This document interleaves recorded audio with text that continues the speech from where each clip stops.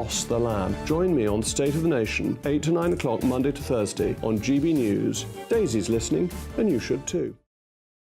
Every Sunday from 11, join Michael Portillo. There will be topical discussion, looking at the week before and the week to come. So kick back and relax at 11 a.m. on Sundays on GB News with me, Michael Portillo. GB News, the People's Channel, Britain's news channel.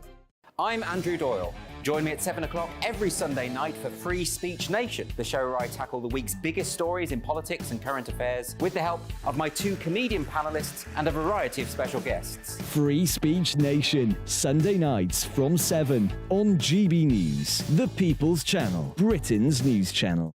Nightmare commute.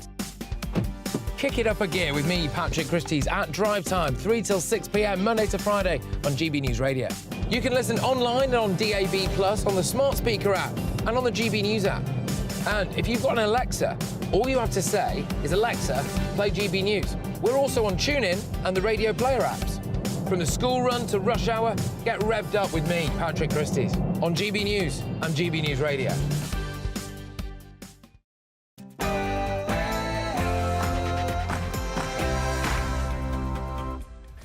Top of the morning, it's 9:30 a.m. on Thursday the 26th of October. This is Britain's Newsroom with myself, Martin Daubney and Bev Turner. Coming up this morning. So, Labour crisis talks. Sir Keir Starmer held a meeting with Muslim MPs last night as he tried to stop people leaving the party over his stance on Israel. Hamas is doomed. That's the message from Israeli Prime Minister Benjamin Netanyahu, as he says Israel is preparing for a ground invasion of Gaza, but he won't say when. This comes as the government is holding an emergency COBRA meeting this morning to discuss its strategy towards the Israel-Hamas conflict. We'll have the latest from that. And closer to home, what is a woman? Well, in an exclusive GB News poll, it revealed that only 30% of Brits think a transgender woman is a woman. Well, do you agree with those findings? And the future of AI. Any minute now, Rishi Sunak will be addressing the risks and rewards, of which they are significant, of artificial intelligence at a speech in London. We're going to have the very latest from him.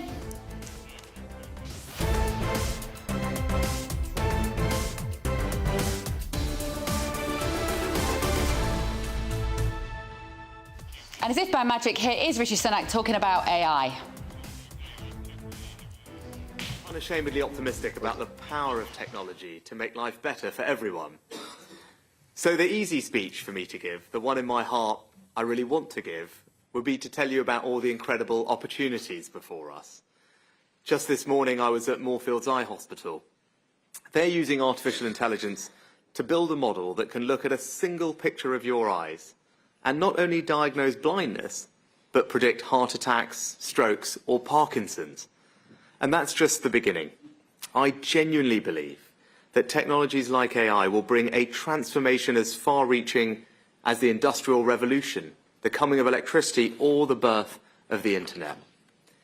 Now, as with every one of those waves of technology, AI will bring new knowledge, new opportunities for economic growth, new advances in human capability, and the chance to solve problems that we once thought were beyond us. But like those waves, it also brings new dangers and new fears. So the responsible thing for me to do, the right speech for me to make, is to address those fears head-on, giving you the peace of mind that we will keep you safe while making sure that you and your children have all the opportunities for a better future that AI can bring. Now, doing the right thing, not the easy thing, means being honest with people about the risks from these technologies. So I won't hide them from you. That's why today, for the first time, we've taken the highly unusual step of publishing our analysis on the risks of AI, including an assessment by the UK intelligence communities. These reports provide a stark warning. Get this wrong, and AI could make it easier to build chemical or biological weapons. Terrorist groups could use AI to spread fear and destruction on an even greater scale. Criminals could exploit AI for cyber attacks, disinformation, fraud, or even child sexual abuse. And in the most unlikely but extreme cases, there is even the risk that humanity could lose control of AI completely, through the kind of AI sometimes referred to as superintelligence. Indeed, to quote the statement made earlier this year by hundreds of the world's leading AI experts, mitigating the risk of extinction from AI should be a global priority alongside other societal scale risks such as pandemics and nuclear war. Now, I want to be completely clear. This is not a risk that people need to be losing sleep over right now. And I don't want to be alarmist. And there is real debate about this. Some experts think it will never happen at all. But however uncertain and unlikely these risks are, if they did manifest themselves, the consequences would be incredibly serious. And when so many of the biggest developers of this technology themselves warn of these risks, leaders have a responsibility to take them seriously and to act. And that's what I'm doing today, in 3 specific ways. First, keeping you safe. Right now, the only people testing the safety of AI are the very organisations developing it. Even they don't always fully understand what their models could become capable of. And there are incentives, in part, to compete to build the best models quickest. So we shouldn't rely on them marking their own homework, as many of those working on this would themselves agree. Not least because only governments can properly assess the risk to national security, and only nation states have the power and legitimacy to keep their people safe. The UK's answer is not to rush to regulate. This is a point of principle. We believe in innovation. It's a hallmark of the British economy. So we will always have a presumption to encourage it, not to stifle it. And in any case, how can we write laws that make sense for something that we don't yet fully understand? So instead, we're building world-leading capability to understand and evaluate the safety of AI models within government. To do that, we've already invested £100 million in a new task force, more funding for AI safety than any other country in the world. And we've recruited some of the most respected and knowledgeable figures in the world of AI. So I'm completely confident in telling you that the UK is doing far more than any other country to keep you safe. And because of this, because of the unique steps we've already taken, we're able to go even further today. I can announce that we will establish the world's first AI Safety Institute right here in the UK.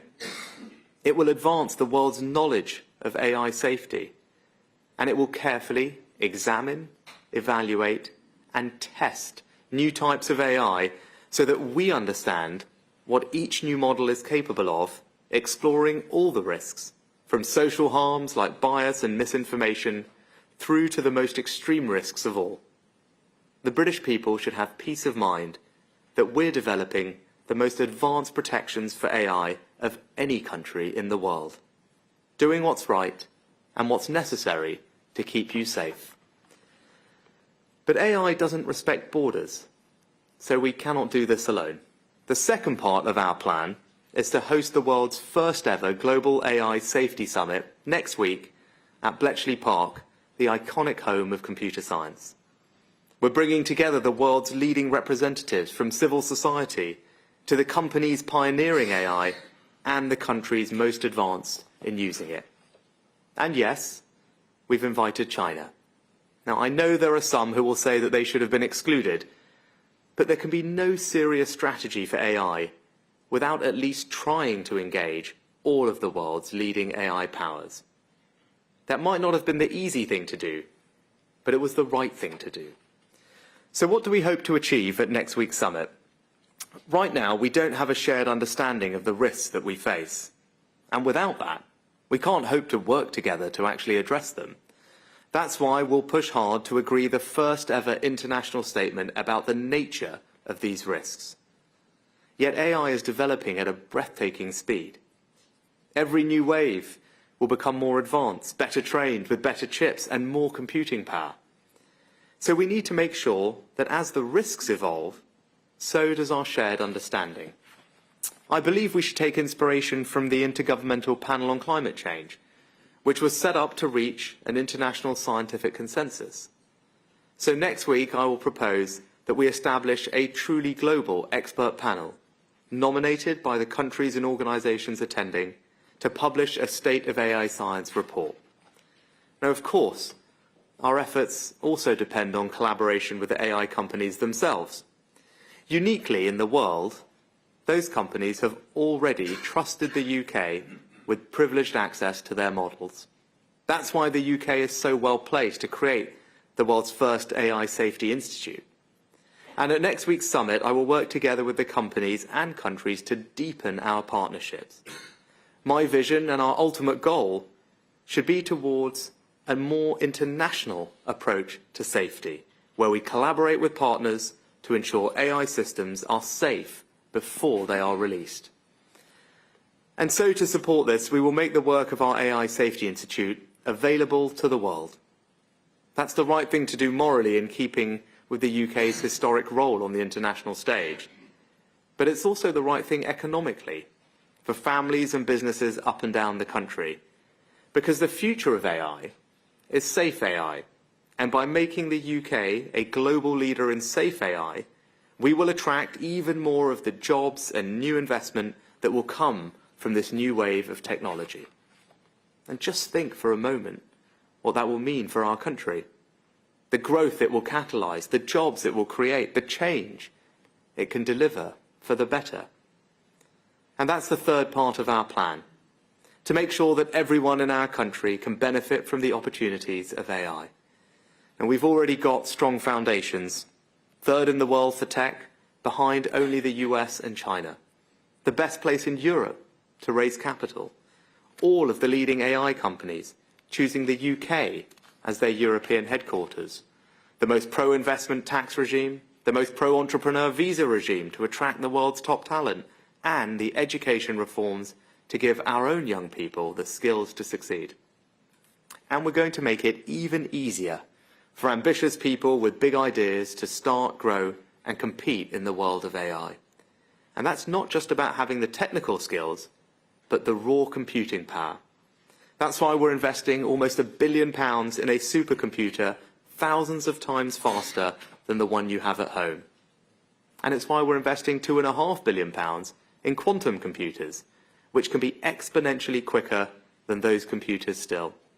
So to understand this, consider how Google's Sycamore quantum computer can solve a maths problem in 200 seconds that would take the world's fastest supercomputer 10,000 years. And as we invest more in our computing power, we will make it available for researchers and businesses, as well as government, so that when the best entrepreneurs in the world think about where they want to start and scale their AI businesses, they choose the UK. And finally, we must target our scientific effort towards what I think of as AI for good.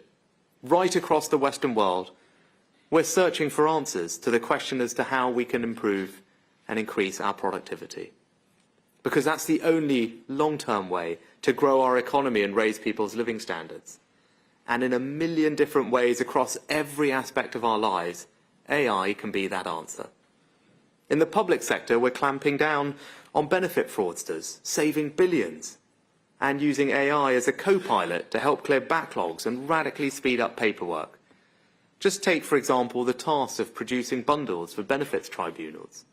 Before, a week's work could produce around 11. Now. Well, that was Rishi Sunak giving a speech on AI in London this morning. That is Rishi Sunak doing what Rishi Sunak really cares about, being the technocrat, keeping us safe. I don't know whether you heard how many times he mentioned the word safe and safety. Esther McVeigh is with us in the studio listening to that, Esther. He's very comfortable, isn't he, talking about those sorts of topics, that sort of technocratic future. That's how his wife's family have made their billions with the tech companies that they have in India. But I didn't hear an awful lot in there for the British people. I know he talks about this as this is going to be investment, this is going to be jobs. From what I can see, and he didn't answer my concerns, is that AI is costing us a lot of jobs at the moment, artificial intelligence, rather than providing them. I couldn't see where the jobs are going to come from listening to that. OK, well, first of all, I think it's brilliant that we're going to be at the forefront about talking about this. I think lots of people talk about AI, and we don't really know what we're talking about. What does it mean? Where is this threat? What is it doing? So it is an artificial intelligence. It's the intelligence of machines and software rather than human beings. But we're doing it anyway, aren't we, with, you know, searching the internet, with Siri, with ChatGPT. We're doing it anyway. We're using it anyway. But it's how is this going to impact and influence our life? So I guess he's getting on the front foot here. I see it actually as lots of positive changes. You talk about jobs specifically there. I will say we've got 1 million job vacancies in the UK at the moment, and we're bringing people in from abroad to do those jobs. Actually, if robots can do it, if it can be done by AI, there could be a positive there. So I don't see that as the negative. So I'd sooner look at some of the positives. But what I will question, because we were watching this live together, was some of the things like he said, and I like this, the UK will have the world's first safety institute. Like that, leading the way. However, what I'm wondering is, how are we leading the way, and will we do it alone? This isn't something you can regulate because we don't know where we're going yet. So how are we going to stop it or impede it? Will we be at the forefront, or will we be at the back if we bring in too much regulations and limitations? So that's what I'm sort of looking at. Interesting. He called it a transformation as big as the Industrial Revolution at the very start, or the birth of electricity. Big words. A lot of money going into this. £2.5 billion he's pledging to spend on supercomputers, £100 million on the Safety Institute. But one thing that really leapt out there, as well as the doom-mongery stuff about it'll make it easy to make chemical weapons or cyber attacks, he's inviting China to this conference, the global conference at Bletchley Park. China, who for a long time, the British government, the Conservative government, have said are spying on us through TikTok, through the cameras in our cars, through 5G masts. Is it the right thing, seriously, to invite China, who is overtly the most spying nation on the planet? Well, maybe he knows we're behind the curve on some of these things, so maybe it's a smart move, like a jiu-jitsu move, to get the person and the country that is actually excelling and better than anybody round the table to see if we can pick their brains. I wouldn't see that as a negative step.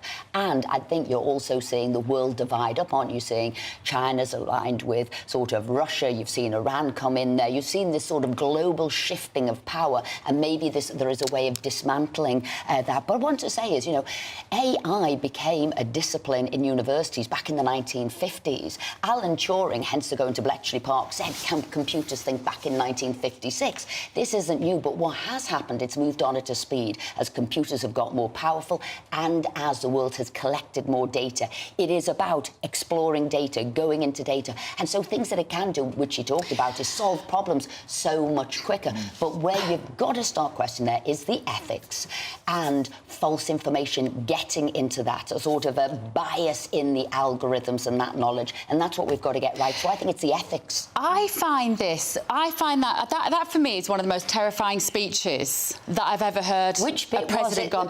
Look, there's lots of things terrify me about it. When a government starts to talk about doing things for our safety, and we've seen what the consequences of that could be in the last 3 years, that really worries me, because as somebody that fundamentally believes in our civil liberties, the government should not be there necessarily to keep me safe. I know that's, particularly not when it comes to this sort of thing. And the idea that he said we're looking for an international scientific consensus, like on climate change. There is no such thing as international scientific consensus on anything. I think there was a gasp there when it was the Intergovernment Panel on Climate Change. This would be something similar. And I think you're quite right. We don't want fear used to control people. That's right. And that's what we don't want to see. And that's why I'm looking more at the positives and something that has been around for a long period of time that we've got used to. That's assimilated with our lives. So how do we use it? So I actually think it won't necessarily be governments and states that will be the supreme beings in this. I think it'll be trusted brands. So you'll switch on to GB News because you say, I like and trust that brand. You might switch on to whoever, BBC Channel, whatever it is. You will choose your trusted brand. And I would sooner it develop that way from the individual, from from the companies right the way through, rather than a government world telling us. But there were other things. They will keep us safe during pandemics. We've heard that before. Didn't keep us safe, just kept us monitored. And also AI for good, looking into benefit frauds. But before we move on, can I just ask you, do you think it's appropriate that Rishi Sunak was delivering a keynote speech on what is obviously a hobby horse of his on AI at a time, right now, there's a Cobra meeting that Oliver Dowden is chairing instead. There are still 6 British hostages missing in Gaza. Why isn't Rishi at the Cobra meeting instead of talking about AI? OK, so I've been at lots of Cobra meetings, and the Prime Minister does not need to be there. The difficult thing in government, you've planned something, you've got everybody waiting on your bated breath, and this is also an important topic, AI. You will have around that Cobra table probably Defence, the Foreign Office, you'll have sort of intelligence services there, you'll have the Deputy Prime Minister there, because that's how Cobra works. You don't have to have the Prime Minister there. You can't stop in life doing what you're doing, and there are many other things that are hugely important. It was right for him to do that, but that Cobra meeting, as you rightly say, is hugely important too. This is the biggest issue at the moment. All right, thanks, Esther. Brilliant as always. Esther, we'll be back on your telly on Saturday morning on GB News with Phil. Right, let us know what you think. gbviews@gbnews.com. So crisis talks are deepening for the Labour Party as Starmer met Muslim MPs over the party's stance on the Israel-Gaza war yesterday. Yeah, this comes as hundreds of Labour Muslim councillors, in fact it's over 250 now, have written to Starmer urging the party leadership to call for an immediate ceasefire in the Gaza region. So joining us now is Labour MP Khalid Mahmood, who attended the meeting. Hi, Khalid. Good to see you again. How did the meeting go? This is a problem for Starmer. No, I think it's a very constructive meeting. I think we had issues that we wanted to raise, so it was the Muslim group of MPs that wanted to raise the meeting, and we got the meeting, and so we wanted to move forward with it. OK, Khalid, I looked through the list of 250 Muslim councillors and some interesting constituents leap to mind. For example, there are a number of councillors from Rochdale, there are 3 from Rotherham, there are 6 from Brent, which of course has the UK's highest density of Jewish people, 6 from Kirklees, which of course is where the Batley Grammar School teacher was forced into hiding and is still in hiding. I put it to you, why should the British public listen to the voice of 250 Labour councillors who are more concerned with the Gaza Strip than they are about grooming gangs or the forced into hiding of British teachers by Muslim extremists? Well, look, first of all, I don't support any extremist organisation, never have done, and since 9/11 I've fought against them. And I think the issue here is how we move forward. The meeting that we had with Sakir was basically looking at the concerns of our constituents and how people are moving forward. So that's our real concern that we have at the moment. If you were listening to the concerns of your constituents in places like Rochdale or Rotherham or Kirklees or Batley and Spen, why was it that the Labour Muslim network was completely and utterly silent? Not a dicky bird, not a peep about any of the issues I've just mentioned, yet you're very vocal about Gaza. How about concentrating on domestic politics and your constituents? Well, I totally agree with you. I don't have much time for Labour Muslim Network. I believe that they should concentrate on a lot of the issues that are bread and butter, the issues that our constituents are concerned about, the cost of living, the issue amongst all of our communities. So those are the important things for us. And I think that's what we want to do. How does Keir Starmer dampen this within the party, Khalid? Because it has clearly upset a lot of Muslim MPs, and obviously there are Jewish Labour voters who want to hear Keir Starmer condemn the actions of Hamas in the fiercest possible tones. Is it possible that he can keep both factions happy, if you like? Well, no, the issue is keeping things that are straightforward in accordance with the international law. He hasn't got to keep anybody happy.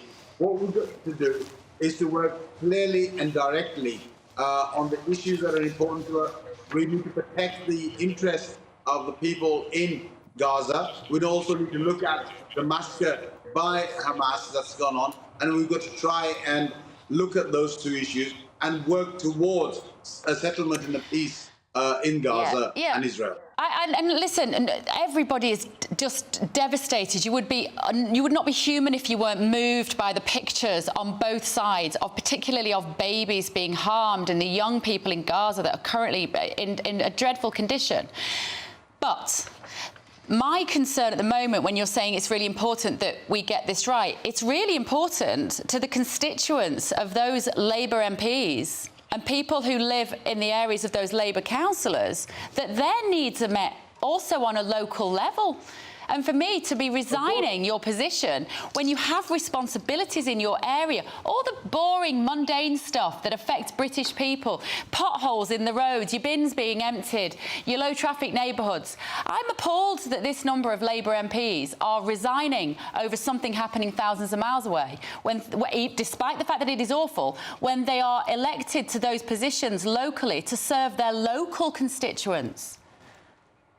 Yeah, I think in terms of local councils, which is what you're saying, of course, we have important issues. People are concerned about issues. But when you stand as a councillor, you're quite right. You stand for all of the issues that you represent, and your job is to continue to represent those people. I think resigning is no way forward. If you join a political party, what you must do is stand hard when the issues get tough and work through those, work through your party to deliver that. And that's what politics is about. It's about engaging when the issues aren't exactly what you think they should be and working your way through that. And resigning is not a solution to anything. Yeah, absolutely. Khalid, as always, we find something to agree on. Khalid Mahmood there, Labour MP. Let me know what you think. gbviews@gbnews.com. Interesting stuff. OK, now let's go straight to your weather.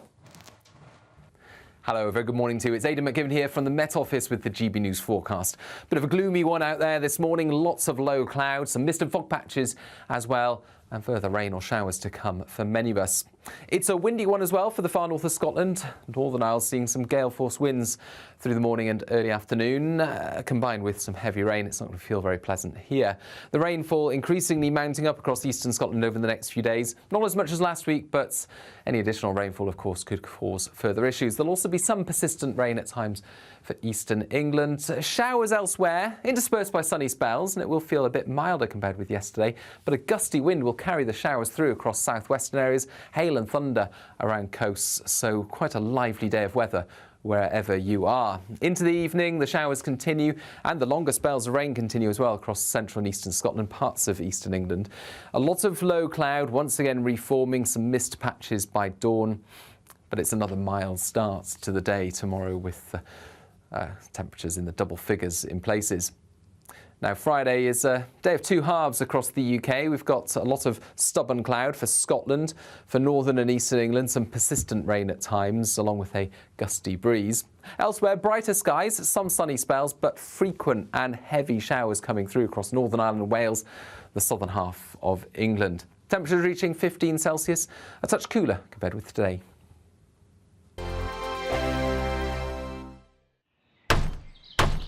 Who is it? We're here for the show. More energy this time. Welcome to the Dinosaur Hour. I was married to a therapist. And you survived? I thought we were getting Hugh Laurie. Second best. You interviewed Saddam Hussein. What's that like? I was terrified. I'm playing strip poker with you three. Oh! No, thank you. My CDs need to be put in alphabetical order. Are you going to be problematic again? The Dinosaur Hour. Sundays at 9 on GB News. What you get for breakfast is something that, if we do our jobs right, you will wake up to news that you didn't know the night before. It's a conversation. It's not just me and Eamon. We want to get to know you, and we want you to get to know us. From 6, it's Breakfast with Eamon and Isabel. Monday to Thursdays on GB News. Britain's news channel. People in Britain, they love free speech, but they also love fair play. I don't care if I'm speaking somebody from a trade union, from the Labour Party, somebody from the SNP. And I think the viewers like to see that actually we can challenge one another, but in a positive way. We think we ask the questions that people want to ask, and often we ask the questions that we wanted to ask in Parliament but never got the chance to ask. So join us every Saturday, 10 a.m. till noon on GB News, Britain's news channel. Nightmare commute. Kick it up a gear with me, Patrick Christie's, at drive time, 3 till 6 p.m, Monday to Friday on GB News Radio. You can listen online and on DAB+, on the smart speaker app and on the GB News app. And if you've got an Alexa, all you have to say is, Alexa, play GB News. We're also on TuneIn and the Radio Player apps. From the school run to rush hour, get revved up with me, Patrick Christie's, on GB News and GB News Radio. Tired of the usual focus-tested, pre-prepared Westminster runaround? Well, so am I. So you want higher taxes? Is your department to blame for this? Are you rethinking this policy? Every Sunday at 9:30, I'll be sitting down with those in power to get the truth about the issues affecting you. Let's be honest, we've known about the cost pressures of this project for years, not months. That's the Camilla Tominey Show, a politics show with personality. On GB News, the People's Channel, Britain's news channel. Now then, Lee Anderson here. Join me on GB News on my show, The Real World, every Friday at 7 p.m. I'm not eating bloody cat. Are you Delicious. mental? Open your mouth. OK, here comes a train. Reminds me of the scene in Singing in the Rain. Adam, is that a good one? Whoa! Join me at 7 on GB News, Britain's news channel. When the news happens, it happens here. And really important breaking news. Breaking news this morning. On TV, radio and online, the news starts here on Britain's Newsroom. All the biggest stories and the answers that you need from across the UK and beyond. Join Britain's Newsroom from 9:30 on GB News. The People's Channel, Britain's news channel. GB News, unlike other broadcasters, isn't obsessed with the London-Westminster bubble. We think there's a nation beyond the M25, and that's why we talk about the issues that matter across the land. Join me on State of the Nation, 8 to 9 o'clock, Monday to Thursday, on GB News. Daisy's listening, and you should too.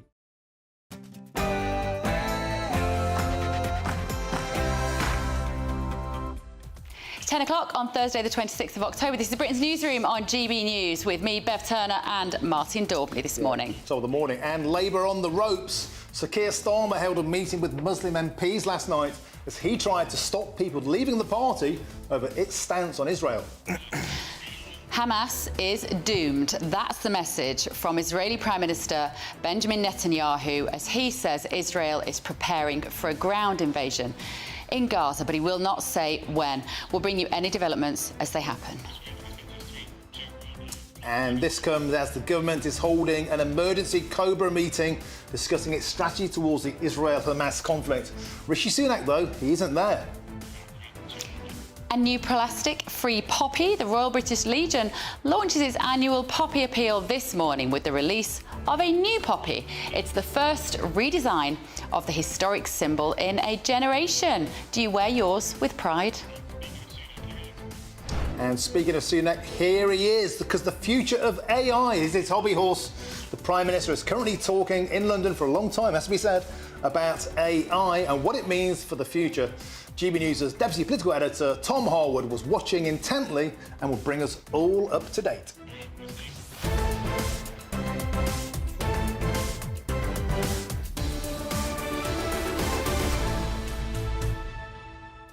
Let us know your thoughts. When we talk about AI, it sounds a bit boring, doesn't it? It's not really about AI. It's about freedom. It's about your freedom to go about your life, about whether you just become a data set. I like being a human being. Yeah, there was a lot in that speech about this is a new terror and only the nation state, the government can protect you.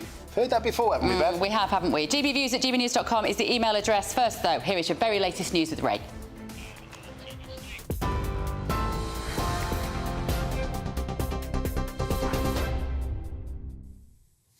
Thanks both. Good morning. It's 1 minute past 10. Our top stories this hour. The government is holding an emergency Cobra meeting to discuss its strategy towards the Israel-Hamas conflict. Chaired by Deputy Prime Minister Oliver Dowden, it comes after Rishi Sunak called for a pause in the war for humanitarian reasons, but rejected pleas for a ceasefire. Rishi Sunak says temporary breaks would allow time to free the hostages and provide aid to the Gaza Strip. However, a full ceasefire would only help Hamas, he says. Mr. Sunak also stressed that Israel has the right to defend itself as long as the action targets the terrorists. Israeli forces attacked multiple Hamas targets overnight, with the country's army radio describing it as the biggest incursion yet. A video posted by the military shows tanks entering northern Gaza through a border zone. A bulldozer is seen levelling part of a raised bank with tanks firing shells. Israel's military says the incursion, which targeted terrorist cells and infrastructure, was a preparation for the next stages of combat. Meanwhile, Hamas launched a fresh wave of rockets on Israeli communities this morning and is holding 224 people hostage. In the United States, hundreds of police officers are hunting for a gunman after up to 22 people were killed and dozens injured in Maine. The shootings took place in at least 2 locations, a restaurant and a bowling alley in the city of Lewiston. Police naming 40-year-old Robert Card as a person of interest, saying he's armed and dangerous. The small city has been asked to close its businesses and people told to stay at home. Commissioner at the Department for Public Safety, Mike Sawchuk, says officers are working around the clock to find the suspect. Card is considered armed and dangerous. He is a person of interest, however, and that's what we'll label him at moving forward until that changes. If people see him, they should not approach Card or make contact with him in any way. The shelter-in-place order that currently stands in Lewiston remains. A vehicle, which was a vehicle of interest in this incident, was located in Lisbon, and we are now also asking residents in Lisbon to shelter in place. The Prime Minister has warned that artificial intelligence poses a risk of human extinction on the same scale as global pandemics and nuclear war. His comments come after touring Moorfields Eye Hospital, which uses AI to diagnose blindness and eventually predict heart attacks, strokes and Parkinson's. Speaking at the Royal Society in London, Rishi Sunak said humanity could lose control of AI and terrorist groups could use it to spread fear and destruction. He also announced the formation of the world's first AI Safety Institute here in the UK to explore the risks and share the data with the world. Get this wrong, and AI could make it easier to build chemical or biological weapons. Terrorist groups could use AI to spread fear and destruction on an even greater scale. Criminals could exploit AI for cyber attacks, disinformation, fraud, or even child sexual abuse. And in the most unlikely but extreme cases, there is even the risk that humanity could lose control of AI completely, through the kind of AI sometimes referred to as superintelligence. The number of cars built in the UK increased by almost 40% last month. The Society of Motor Manufacturers and Traders says more than 88,000 vehicles left UK factories. That's 25,000 more than September last year. Exports also increased by a third, with almost 6 in 10 cars going to the EU. The northeast of Scotland faces more heavy rain as the clean-up continues following Storm Babette. A little bit more on this story for you. The Met Office has issued another yellow weather warning for places including Aberdeen and Dundee. That's in effect from midday today until 12 o'clock on Saturday. Many areas experienced prolonged downpours and flooding last week. However, river levels are not forecast to be as high as before. And finally, Remembrance poppies will be plastic-free this year and recyclable, their first redesign in a generation. It's part of a move by the Royal British Legion to reduce the use of single-use plastics. From today, volunteers and supermarkets will be selling the historic symbol, which is seen as a show of solidarity towards the armed forces community. Each poppy sold raises money to support veterans and serving personnel. This is GB News across the UK on TV, in your car, on digital radio and on your smart speaker by saying, play GB News. Now, let's get back to Martin and Bev.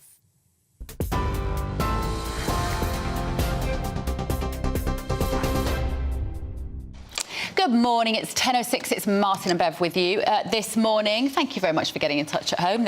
You've been very busy on emails. What have they been saying, Martin? Yeah, so one on AI. Rishi Sunak, of course, delivering a very long speech, has to be said, which featured a lot of more power for the nation-state in keeping us safe from the new terror of AI. And we talked about China, because Rishi is inviting China to the conference, the world's first conference at Bletchley Park, and I thought that was a bit strange, considering the fact that they normally accuse China of spying on everything we do. Anyway, I put that to Esther McVeigh, and Shirley says, I totally disagree with Esther. China will give us nothing.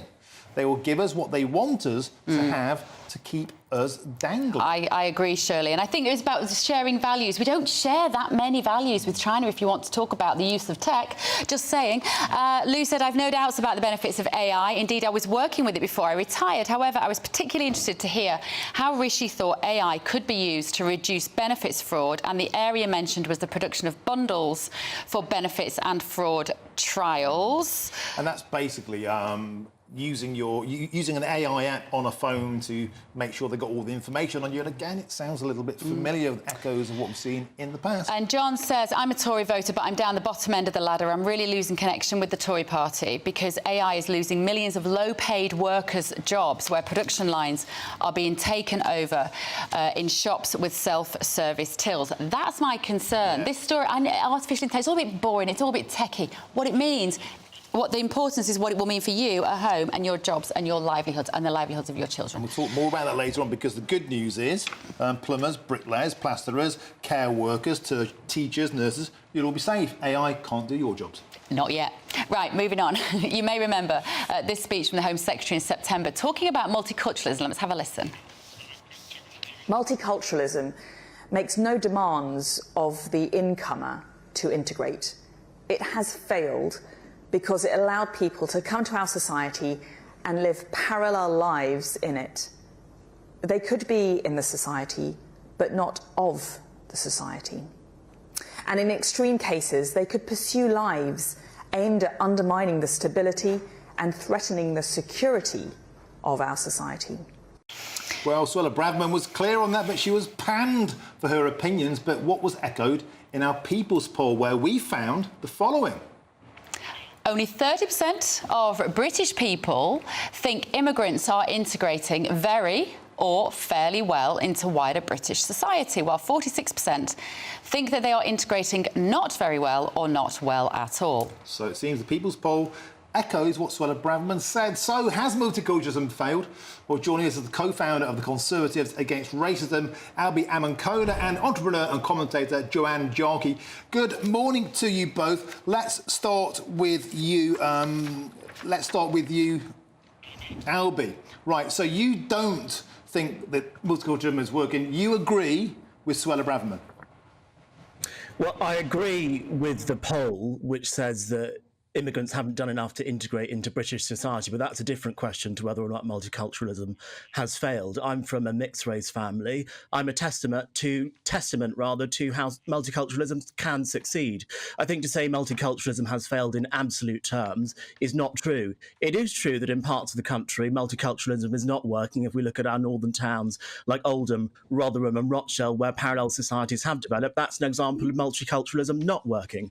But if we look at parts of London, I think we can say, yes, absolutely, multiculturalism has worked. But on the question of integration, I absolutely accept the findings of the poll, which I do agree with, which is that there are some immigrant groups, unfortunately, which are not doing enough to integrate into British society. And unfortunately, I think part of that is to do with the fact that there is no UK-wide policy on integration. There's no nationwide policy on integration in this country, and it doesn't just happen out of the ether. It requires government focus. OK, Joanna, do we require government intervention to make multiculturalism work better?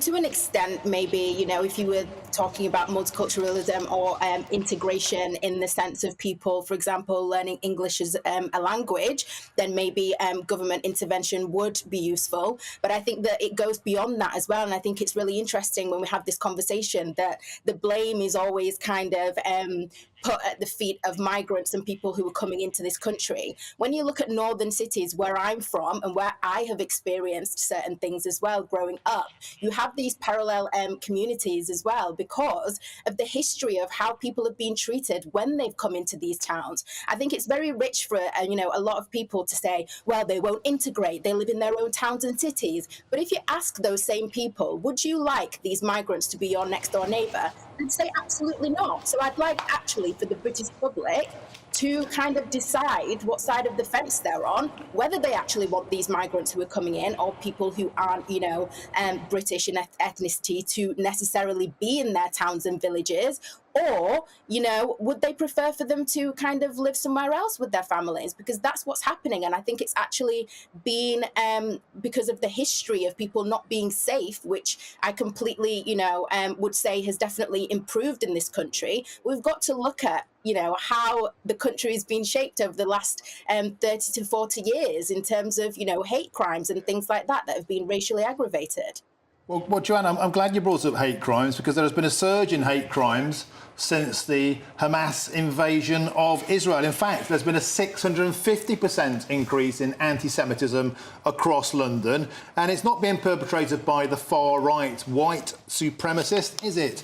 It's being perpetrated mainly by the Muslim community, and the Jewish community feel very unsafe. Albie, can I put it to you that events of the last 2.5 weeks have absolutely proved that multiculturalism isn't working in Britain? I think it's definitely shown that there are community tensions which we have not been paying enough attention to.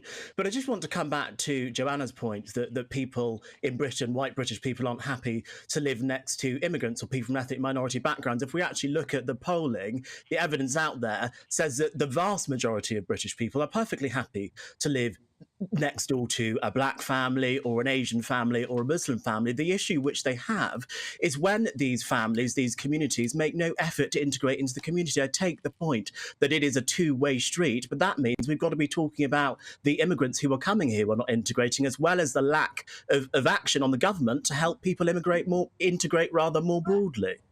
I think what I'm thinking about as I'm listening to you talk here, and the idea that immigrants need to assimilate and integrate into the community. Every culture that comes to live here, every nationality, let's say, or religion that comes to live here, they have their own culture and they bring that culture. And so we inevitably get a sort of ghettoisation around the building of a new mosque, perhaps. And in some ways, as we all know, we benefit in some ways, of course we do, from multiculturalism. We have some of the best food in the world in this country because we have a Chinese restaurant every corner and an Indian restaurant in every corner. The problem seems to be this ghettoisation. And it's interesting when you're saying about, well, maybe that's the fault of British-born, indigenous people, whatever you words you want to describe, not allowing people into their area. Well, the cultures often which are brought here are so clearly defined and so strong that there isn't that melding of beliefs or values or socialising or children. And I don't know how we start to break that down. Joanna, how do we start to do that? Well, can I just say that in terms of present day Britain, I definitely don't think that it's as bad as what it used to be. So I want to kind of make that clear. And I think that what we're seeing now in terms of the towns and cities and people who have, stayed in their own corners has been as a result of things that have happened in the future. But I think it totally depends on what we actually mean by integration. So, if a British person would be happy with somebody, who lives next door to them, as long as they integrate, what does that actually mean? Does that mean that you don't want to kind of, be able to, if you come into your house, you can't kind of smell their own kind of cultural food being cooked in their house? Is it that you have to be able to only smell roast dinners being cooked? So I think that we need to be really clear with that. And the vast majority of people, I think that when you ask them the question on the surface, they would, as kind and probably welcoming people would say, yes, I'd be absolutely fine to have somebody from another country live next door to me. But the reality is we need to be real about what makes people uncomfortable. And it is things like that. But Joanna, when you look at the very socially conservative values, say, for example, of the British Muslim community, in actual fact, a poll by ICM shows that 36% of British Muslims would prefer to live next door to another Muslim. So, I mean, it kind of goes both ways. People like to be around their own people, and that's fine, that's natural, that's understandable. It's not discrimination, it's a choice. But when we look at some of the further social values that come out, we can see there is an incompatibility with a lot of progressive British politics. For example, 52% of British Muslims felt homosexuality should be illegal. in a poll in 2015, clearly at odds with the direction of travel of where Britain is going. And is that the point? Maybe the more harder line versions of these schools just simply don't want to play by the progressive game. Well, I think, and I'm actually Catholic, so there's not really a lot that I can speak on behalf of the Muslim community for, with things that you've brought up. But, you know, I think in terms of opinions, a lot of us have our own kind of controversial opinions. I think it matters whether those people actually act on it in terms of, you know, having certain opinions about homosexuality, etc. People can have conservative things and, you know, they kind of have the view that in my house, these are the rules, these are the things that I kind of agree with or disagree with because of my religion. That's fine. And they can act on that in their personal life. But I think it also, you know, it differs when you actually act on that in the outside world, or maybe you have a hate crime against LGBT. Yeah, sorry to interrupt you, Joanna. I just want to get Albie in as well at the end. I think what we're hearing here is we have immigrants who arrive here with very, very firm, defined identity, religion, culture, values. The British identity of what we might see as a traditional sort of Anglo-Saxon image of what it is to be a Brit is very amorphous, isn't it? It's very hard to pin down. We start talking about things like cricket and scones, but actually, a cup of tea, all great things. But what it is fundamentally, I suppose, to be British in what is still a Christian country with the King and the Church of England, we're losing that, aren't we? Isn't that what the problem is here? We could all live happily side by side, but some people don't quite know what a British identity is. No, I don't think we're losing it. We just don't talk about it enough, Bev, and we need to talk about it more. It's about democracy, it's about the rule of law, it's about freedom of speech, it's about freedom of association, it is about buying into those values. And when people say that people are integrating into British society, it is when people move to this country and they do not buy into those very British values, and that is how we see the community tensions that we've seen inflame over the past 2 weeks since the Israel-Hamas conflict. OK. All right, thank you both. Really interesting. Conservatives Against Racism, Albie Amankona there, and entrepreneur and commentator Joanna Jark. Lovely to speak to you both. I think it's really interesting. I think we do have to have that conversation. Do you see how the sun came in on Albie then just at the moment in a sort of heavenly, celestial manner as you started talking about British values? That wasn't deliberate here on GB News. But wasn't it lovely? Let us know what you think, won't you? gbviews@gbnews.com is the email address. And how do we encourage multiculturalism whilst also maintaining a sense of values of what it is to be a Brit? And often British values are just routinely mocked or expected to just be constantly absorbing of everything else. And if you complain, then you're a racist. I think a lot of people are feeling a bit fed up of that, especially when we see the racism on the streets today.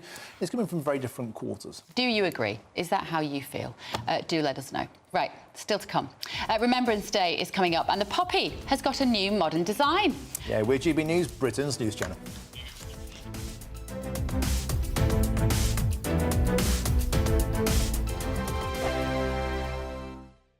In a world of dull and predictable radio and TV shows. Oh, hi. On Mark Dolan tonight, we've got big guests. We drill into the big stories of the day. The show adds up to a brilliant listening and viewing experience. Mark Dolan Tonight is the most entertaining current affairs show ever, and that's a fact. Join me, Mark Dolan, Fridays and Saturdays from 9, Sundays from 10.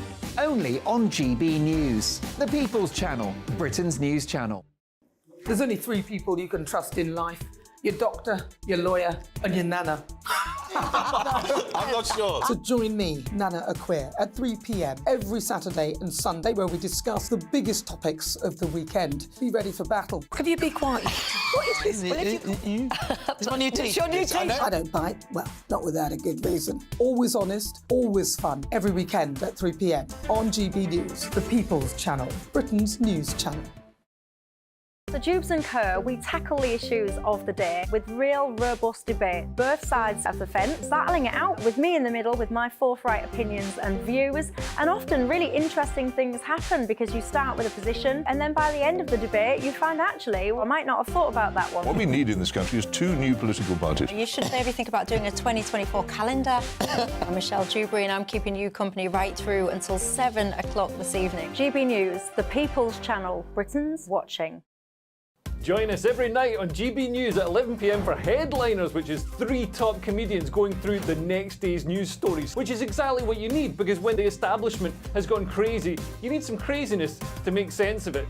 Headliners. You don't have to bother reading the newspaper. We've got it covered for you. Every night at 11 p.m. and repeated every morning at 5 a.m. We won't send you to sleep like some of the other paper review shows out there. So join us 11 p.m. every night on GB News. The People's Channel, Britain's news channel. GB News, unlike other broadcasters, isn't obsessed with the London-Westminster bubble. We think there's a nation beyond the M25, and that's why we talk about the issues that matter across the land. Join me on State of the Nation, 8 to 9 o'clock, Monday to Thursday, on GB News. Daisy's listening, and you should too. Every Sunday from 11, join Michael Portillo. There will be topical discussion, looking at the week before and the week to come. So kick back and relax at 11 a.m. on Sundays on GB News with me, Michael Portillo. GB News, the People's Channel, Britain's news channel. I'm Andrew Doyle. Join me at 7 o'clock every Sunday night for Free Speech Nation, the show where I tackle the week's biggest stories in politics and current affairs with the help of my 2 comedian panellists and a variety of special guests. Free Speech Nation, Sunday nights from 7 on GB News, the People's Channel, Britain's news channel. Nightmare commute. Kick it up a gear with me, Patrick Christie's, at Drive Time, 3 till 6 p.m, Monday to Friday on GB News Radio. You can listen online and on DAB+, on the smart speaker app, and on the GB News app. And if you've got an Alexa, all you have to say is, Alexa, play GB News. We're also on TuneIn and the Radio Player apps. From the school run to rush hour, get revved up with me, Patrick Christie's, on GB News and GB News Radio.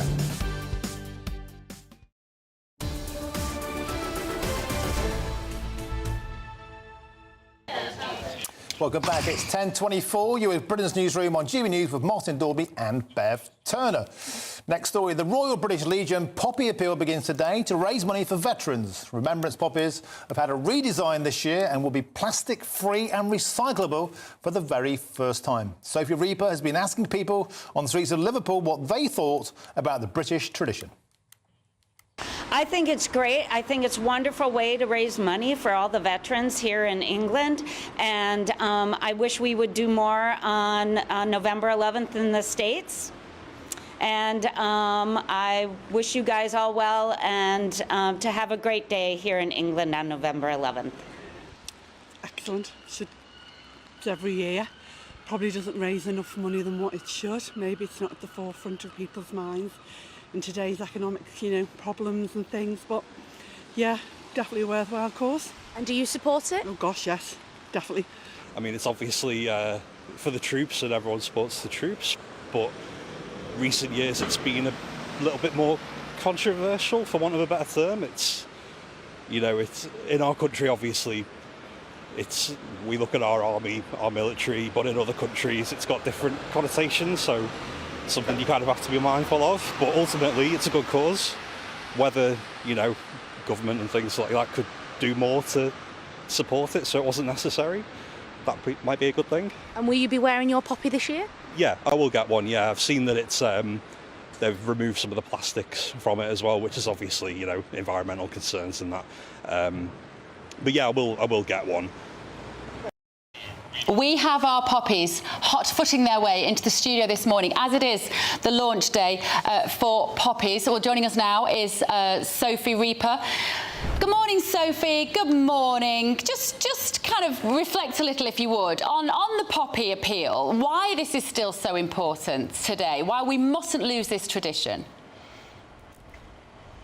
Good morning to you both. Well, it's a little bit of a grim day here in Liverpool today, but it is, of course, a very special occasion, the launch of the poppy appeal. Now, of course, the poppy is a hugely iconic symbol, not only for remembering our veterans who over the years have dedicated their lives to our armed forces, but it also is a way for the Royal British Legion to raise money for our current veterans and their families, those who may need a little bit more support. Now, the launching will be going on here at Liverpool Town Hall today here in Merseyside. Now, you may have heard there that the plastic poppies are now going to be becoming a thing of the past. These poppies are probably what our viewers will most associate the symbol with. For anyone who's listening on the radio, it's the traditional poppy that you'll see in people's buttonholes. So, of course, the leaf and the petals there are paper, but the stem itself at the back and the black centre there that says Poppy Appeal,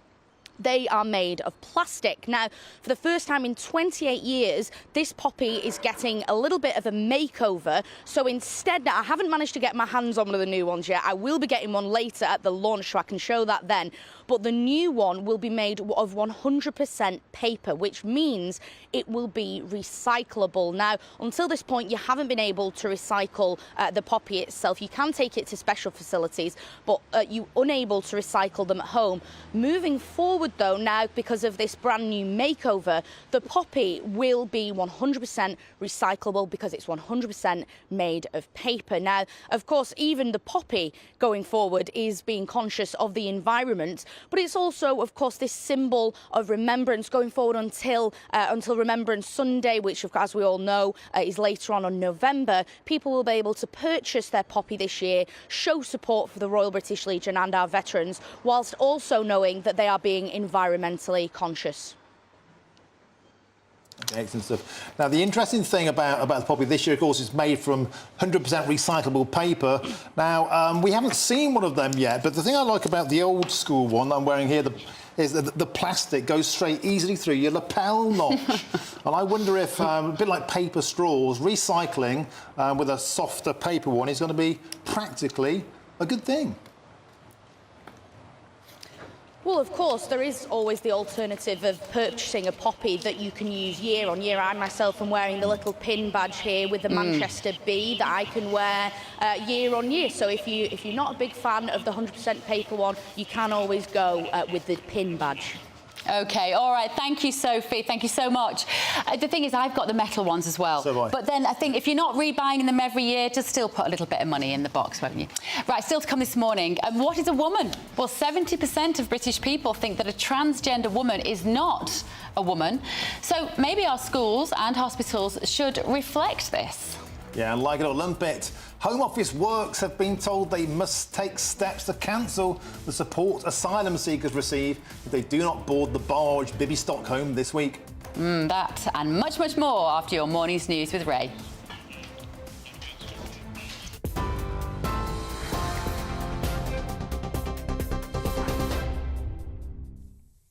Good morning, it's 10:29. I'm Ray Addison in the GB Newsroom. The government is holding an emergency Cobra meeting to discuss its strategy towards the Israel-Hamas conflict.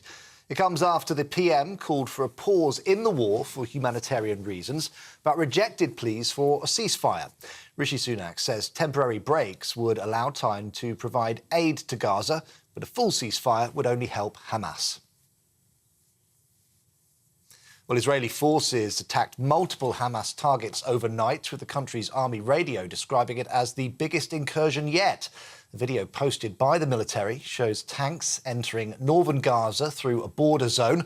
A bulldozer is seen levelling part of a raised bank, with tanks firing shells. Israel's military says the incursion, which targeted terrorist cells and infrastructure, was a preparation for the next stages of combat. Meanwhile, Hamas launched a fresh wave of rockets on Israeli communities this morning and is holding 224 people hostage. Well, in the United States, hundreds of police officers are hunting for a gunman after up to 22 people were killed and dozens injured in Maine. Police named 40-year-old Robert Card as a person of interest, saying he's armed and dangerous. The shootings took place in at least 2 locations, a restaurant and a bowling alley in the city of Lewiston. The small city has been asked to close its businesses and people told to stay at home.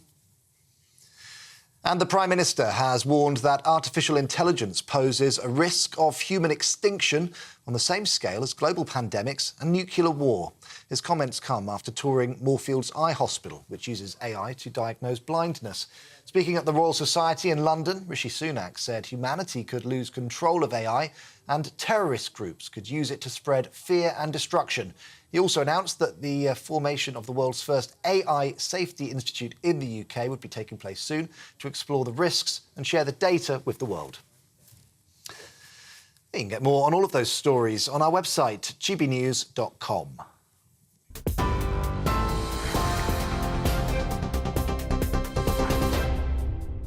For stunning gold and silver coins you'll always value, Rosland Gold proudly sponsors the GB News Financial Report. Back to Martin and Bev in just a moment, but first a quick look at the markets. The pound buying you $1.2078 and €1.1457. Price of gold £1,648 and 77 pence per ounce, and the FTSE 100's at 7,355 points. Rosland Gold proudly sponsors the GB News Financial Report. Welcome back. Right, still to come, at least 16 people have reportedly been killed in the US city of Lewiston, Maine, and a search is underway for the gunman. Is it time to talk about gun control in the States? This is Britain's Newsroom on GB News.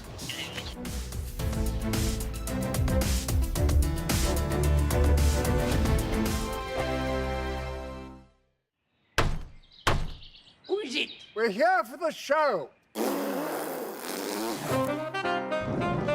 This time! Welcome to the Dinosaur Hour. I was married to a therapist. And you survived? I thought we were getting Hugh Laurie. Second best. You interviewed Saddam Hussein. What's that like? I was terrified. I'm playing strip poker with these three. Oh! No, thank you. My CDs need to be put in alphabetical order. Are you going to be problematic again? The Dinosaur Hour. Sundays at 9 on GB News. What you get for breakfast is something that, if we do our jobs right, you will wake up to news that you didn't know the night before. It's a conversation. It's not just me and Eamon. We want to get to know you, and we want you to get to know us. From 6, it's Breakfast with Eamon and Isabel. Monday to Thursdays on GB News. Britain's news channel.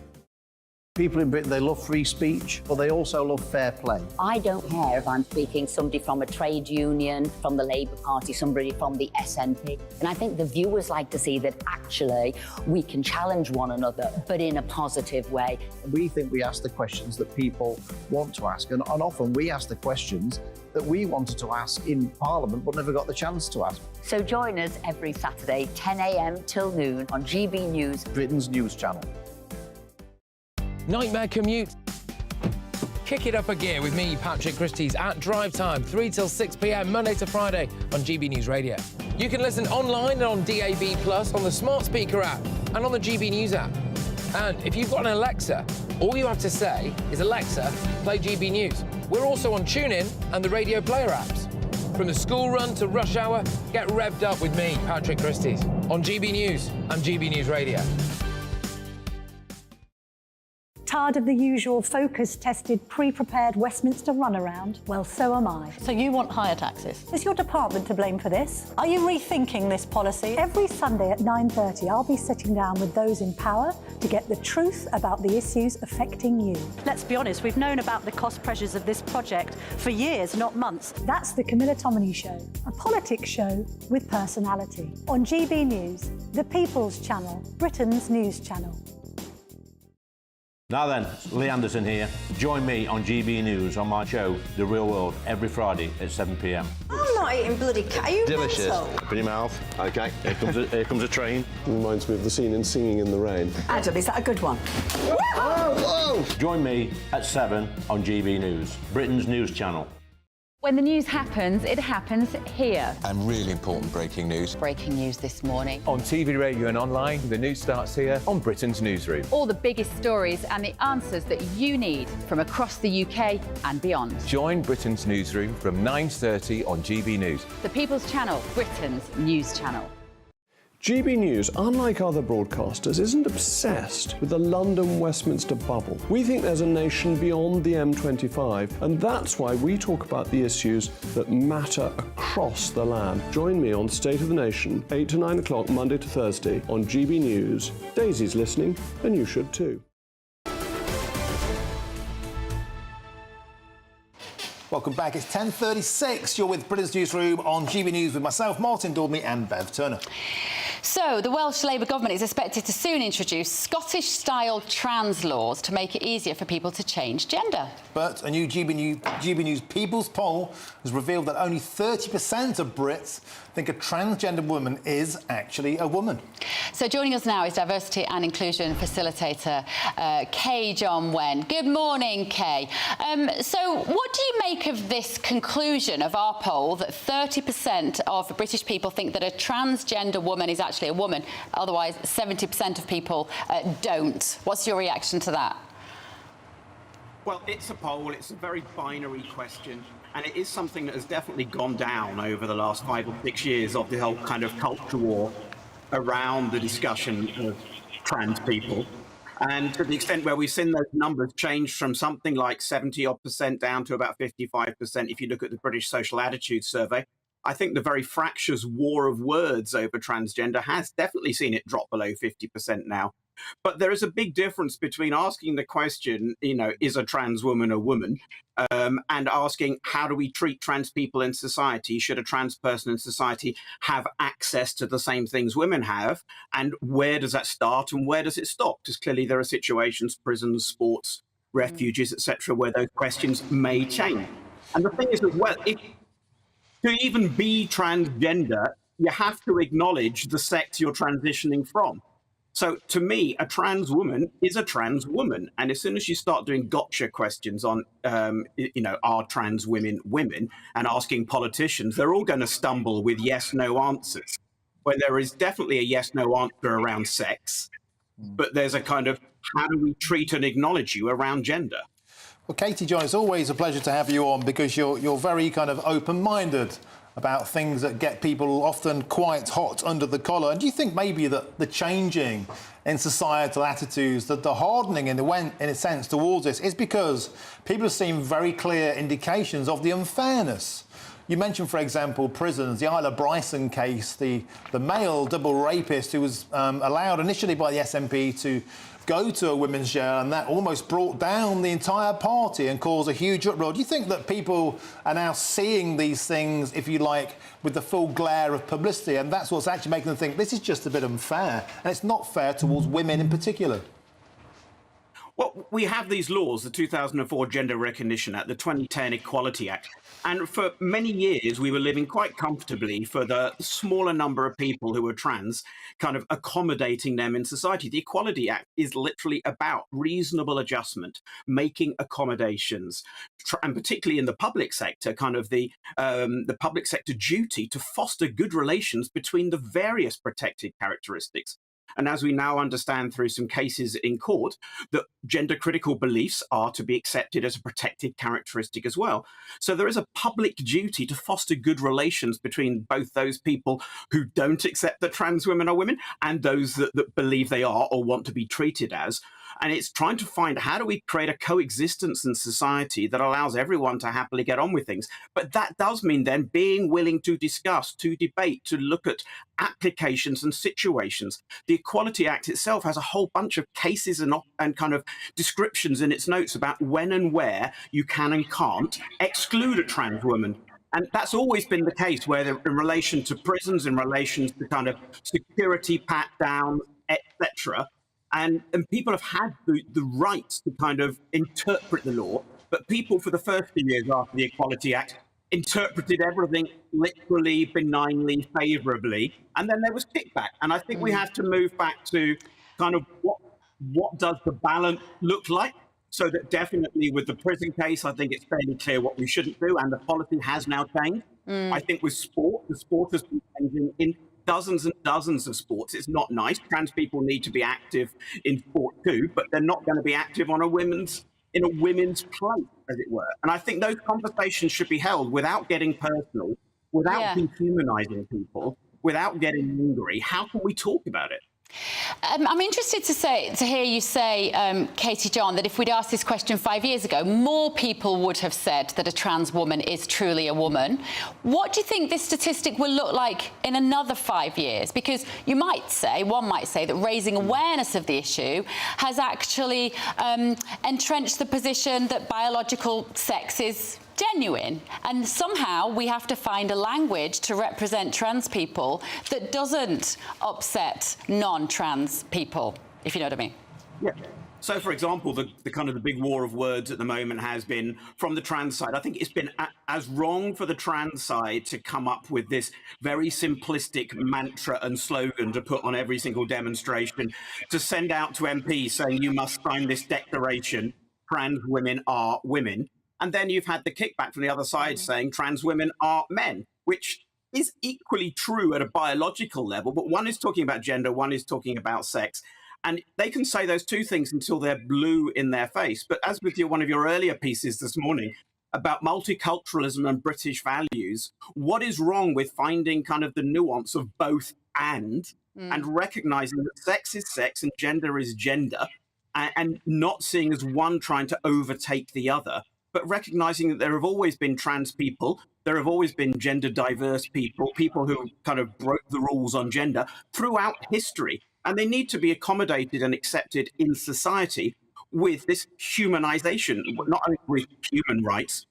So I think you have to balance women's rights and trans rights. They are different. And where they intersect, you have to converse. But I do not know how we step back from the language war we have and the political war we have. So you're right, I don't know. In 5 years' time, will it be 10% of people saying it? Or will it go back up again? Because I think there is an age demographic to some of the kind of the kickback. And, and if you look at other countries around the world, some are rushing forward with this kind of liberal, progressive inclusion. Hey, I don't care what you call yourself. Let's all just be human together and happy. And then other countries like the UK, the US, and some others, where there's a stronger kickback. So I think you can't say it's happening globally. It's Okay. Thank you. Katie John Went. Just fascinating. Thank you so much. It's such interesting insight, isn't it? Yeah, well, to continue the discussion now, please be joined by the political editor of the Daily Express, Sam Lister, and, of course, journalist and broadcaster regular on the show, Carol Malone. Carol, why don't we start with you? This poll, only 30% of Brits agree a trans woman can be a woman. I'm surprised it's that high, to be honest. So am I. And I'm still listening to Katie there. I wish there were more trans activists and people in that group who would be talking like her, because I think we would be in a much better position today. Because the fact of it is, it's the dogma of some trans activists who will insist that we have to say a trans woman is a woman. We know that is not the case. A trans woman is not a biological woman. And Katie did say that shouldn't have been the question, but I think it is a legitimate question to say, is a trans woman a woman? She says it should be how we treat trans women. Well, I think every single person would agree that a trans woman, we wish them well, we know life is difficult, live the very best lives they can. However, don't expect to have the same rights as biological women. Yeah. And I think we have to pay more attention. And Katie drew attention to this, the rights have to be different. If a biological woman is uncomfortable with a trans woman being in a changing room, being in the same, I can't think of a million situations, then we have to take heed of that. But I think Martin's right. I'm surprised that it's as high as 30%. Yeah. What do you think, Sam? When that sort of similar question then about where do you think this will go in the next few years? Because Katie John was saying there that she thinks the younger generation will accept it more. I see the opposite. I see teenagers sat around my kitchen table and the younger generation are not buying a lot of the identity politics now. I think it's difficult, isn't it? Because I think actually, I think the reason there was a change in position was because it became such a furious war. Yeah. I think probably 5-10 years ago, people actually just felt they wanted to be kind and, as inclusive as possible. And then it became this very, very bitter war between gender-critical feminists and who were often called TERFs, and it all got very abusive. And I think that has made it very difficult to have a sensible discussion. I think people like Katie John, actually, we need more people like that. She was amazing. I've never heard anyone speak like this, to put both ends so convincingly. And the fact of the matter is there are, you know, some women in society, you know, I take my hat off to them, women like J.K. Rowling and Sharon Davis, who have, you know, Sharon Davis was almost cancelled because of her views on this. You know, she lost jobs, she lost contracts. But, you know, if people like Sharon and people like Katie could get together, I think the world would be a much more... Yeah, and take the emotion out of it, isn't it? So just looking at it impassionately. That's right. Now, next story, Sam Lister, one of yours, Express Online. A story we've been covering a lot. Of course, the Bibi Stockholm, never far from the headlines. What's the latest twist in the tale? Yeah, my colleague Michael Knowles got this scoop yesterday, which it's basically guidance from the Home Office, telling Home Office caseworkers that they must threaten, perhaps this is too strong a word, but anybody who is assigned to go on the Bibi Stockholm, if they refuse, they should they've got 5 days to accept that offer. If they refuse within that time, they will be stripped of their benefits. What kind of benefits do you mean? Because I thought if you're an asylum seeker, you can't claim benefits, but you're getting money from the state. You do get money to help you. Yeah, I mean, it's obviously it's not the kind of standard universal credit, but you do have money. Obviously, you need to live. So it's not loads. I think it's about 50 quid a week, Sam, or something. It's not loads. Yeah. But you know, clearly, this is about saying to asylum seekers, to illegal migrants, if you come to our shores and you are offered accommodation, you have to accept it. You can't pick and choose what type of accommodation where it is, and there will be penalties for that. So I think but whether the actual case officers follow this through, that is the thing, because obviously that has been part of the problem. But if people said no, if they still said no, where would they get put? What, prison? Well, no, I think... Deported? I mean, this is kind of all coinciding with what happened yesterday as well. Stella Creasy in the Commons made a point of saying that someone in her constituency was being given 7 days' notice. Bit disingenuous, because actually the person had been given 28 days and then 7 days' notice. So a bit disingenuous. But the bottom line is, and Jenrick, I thought, was brilliant. I mean, I don't say that very often or very lightly, but he was brilliant in the comments yesterday. He said, you know, people who come here and who are granted asylum, and they said that means they are then entitled to proper benefits and they should be working. And this is the reality of British life. Don't come here and expect to be put up in a 4-star hotel for the rest of your life. You're gonna get settled and then you're gonna get a job. And if you don't want to do that, then go back. And I think, you know, I feel the government is hardening up on this a little bit. I feel they're getting tough. And to the cheers of people all over the country. And I think this thing about the Bibi Stockholm, you know, it cost the government 500 grand to get it into the kind of order that it was demanded. It was costing 24 grand a day to stay empty. If a migrant who was supposed to be fleeing war and persecution does not like the Bibi Stockholm with its baseball court, with its gym, with its IT centre, all that, 3 meals a day, if they don't like that, well then make your own arrangements. And yesterday we found out that the £800 a night cost for the Bibi Stockholm is cheaper than it costs to stay in the King Suite in the Savoy Hotel on Mayfair. Well, we know how much that's costing, don't we? What is it costing a year? It's like 2.3 billion a year for the hotels. Yeah. And the government has now pledged to cut 50 by Christmas and another 50 in January. And it may not be a coincidence that we might have a general election looming, as this appears to focus the minds of the politicians. Just saying. Right, Labour in crisis, tearing itself apart over Israel, over whether Keir Starmer says the right thing to the Muslim community and the Jewish community. Sam, he's walked into a big hot mess, hasn't he, here, Starmer? It is a real mess for him, and this is it's a legacy issue from Jeremy Corbyn, isn't it? And I think because of the upset in Labour from the Jeremy Corbyn era and the anti-Semitism that really took over the party at that time, Keir Starmer's really had to show how tough he is on this. And so he's gone incredibly hard line.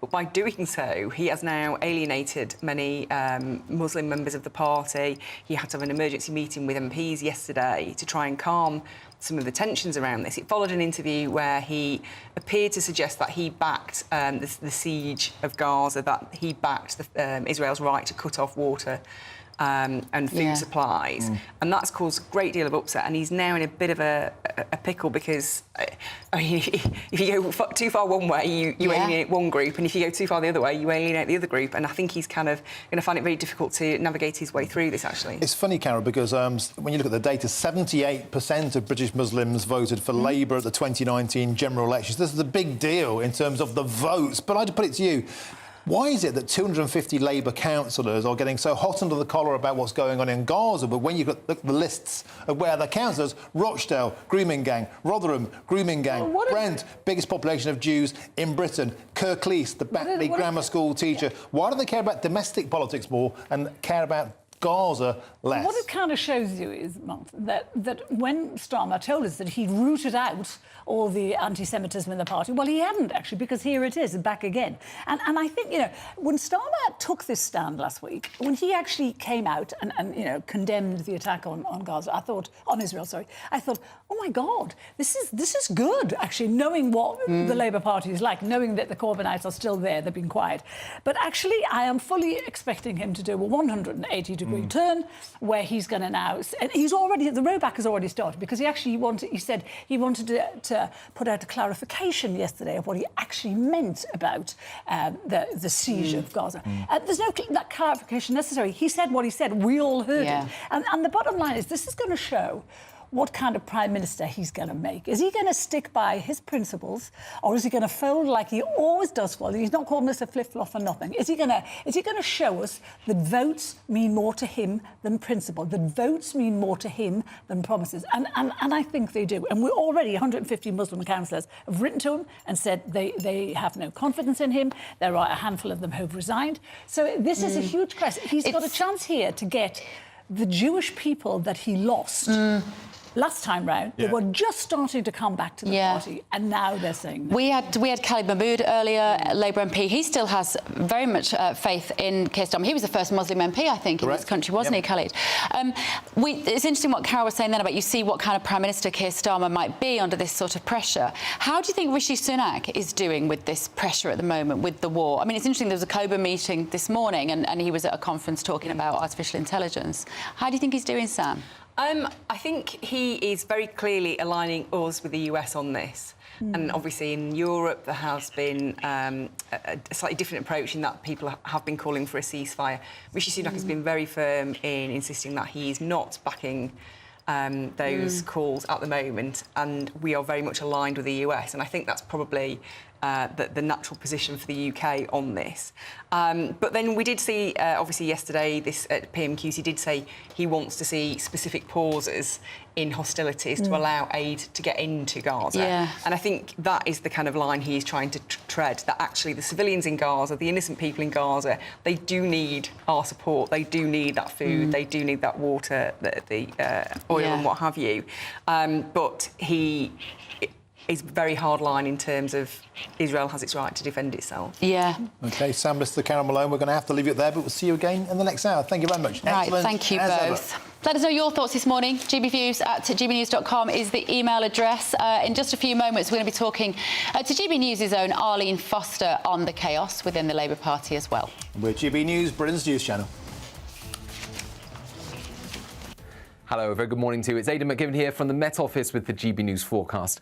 Bit of a gloomy one out there this morning. Lots of low clouds, some mist and fog patches as well, and further rain or showers to come for many of us. It's a windy one as well for the far north of Scotland. Northern Isles seeing some gale force winds through the morning and early afternoon, combined with some heavy rain. It's not going to feel very pleasant here. The rainfall increasingly mounting up across eastern Scotland over the next few days. Not as much as last week, but any additional rainfall, of course, could cause further issues. There'll also be some persistent rain at times for eastern England. Showers elsewhere, interspersed by sunny spells, and it will feel a bit milder compared with yesterday. But a gusty wind will carry the showers through across southwestern areas. Hail and thunder around coasts, so quite a lively day of weather wherever you are. Into the evening, the showers continue, and the longer spells of rain continue as well across central and eastern Scotland, parts of eastern England. A lot of low cloud, once again reforming some mist patches by dawn, but it's another mild start to the day tomorrow with temperatures in the double figures in places. Now, Friday is a day of two halves across the UK. We've got a lot of stubborn cloud for Scotland, for northern and eastern England, some persistent rain at times, along with a gusty breeze. Elsewhere, brighter skies, some sunny spells, but frequent and heavy showers coming through across Northern Ireland and Wales, the southern half of England. Temperatures reaching 15 Celsius, a touch cooler compared with today. Still to come this morning, how much trouble are the Labour Party in over this issue in the Middle East? Yeah, we'll have GB News presenter Arlene Foster up next. In a world of dull and predictable radio and TV shows. Oh, hi. On Mark Dolan tonight, we've got big guests. We drill into the big stories of the day. The show adds up to a brilliant listening and viewing experience. Mark Dolan Tonight is the most entertaining current affairs show ever, and that's a fact. Join me, Mark Dolan, Fridays and Saturdays from 9, Sundays from 10. Only on GB News, the People's Channel, Britain's news channel. There's only 3 people you can trust in life. Your doctor, your lawyer, and your nana. I'm not sure. So join me, Nana Aquare, at 3 p.m. every Saturday and Sunday, where we discuss the biggest topics of the weekend. Be ready for battle. Could you be quiet? What is this? It's my new teeth. Your new teeth. I don't bite. Well, not without a good reason. Always honest, always fun. Every weekend at 3 p.m. on GB News, the People's Channel, Britain's news channel. So Jubes and Co, we tackle the issues of the day with real robust debate, both sides of the fence, battling it out with me in the middle with my forthright opinions and views, and often really interesting things happen because you start with a position and then by the end of the debate you find actually, well, I might not have thought about that one. What we need in this country is 2 new political parties. You should maybe think about doing a 2024 calendar. I'm Michelle Dewberry and I'm keeping you company right through until 7 o'clock this evening. GB News, the People's Channel, Britain's watching. Join us every night on GB News at 11 p.m. for Headliners, which is 3 top comedians going through the next day's news stories, which is exactly what you need, because when the establishment has gone crazy, you need some craziness to make sense of it. Headliners. You don't have to bother reading the newspaper. We've got it covered for you. Every night at 11 p.m. and repeated every morning at 5 a.m. We won't send you to sleep like some of the other paper review shows out there. So join us 11 p.m. every night on GB News. The People's Channel, Britain's news channel.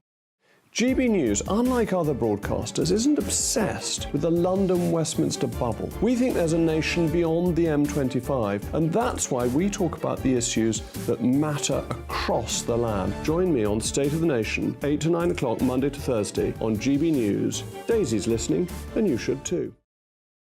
Every Sunday from 11, join Michael Portillo. There'll be topical discussion, looking at the week before and the week to come. So kick back and relax at 11 a.m. on Sundays on GB News with me, Michael Portillo. GB News, the People's Channel, Britain's news channel. I'm Andrew Doyle.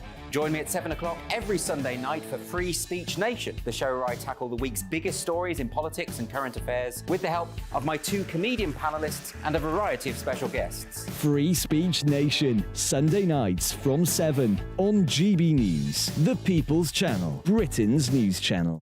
Nightmare commute. Kick it up a gear with me, Patrick Christie's, at drive time, 3 till 6 p.m, Monday to Friday on GB News Radio. You can listen online and on DAB+, on the smart speaker app, and on the GB News app. And if you've got an Alexa, all you have to say is, Alexa, play GB News. We're also on TuneIn and the Radio Player apps. From the school run to rush hour, get revved up with me, Patrick Christie's, on GB News and GB News Radio.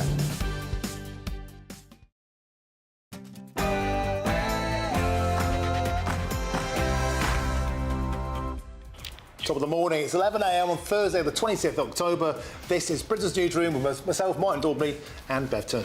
Thank you very much for joining us this morning. So, is Labour on the ropes? Sir Keir Starmer held a meeting with Muslim MPs last night as he tried to stop people from leaving the party over its stance on Israel. Arlene Foster joins us to discuss that next. And mass shooting. At least 16 people have reportedly been killed in the US city of Lewiston, Maine, and a search is underway for the gunman. We'll have all the latest.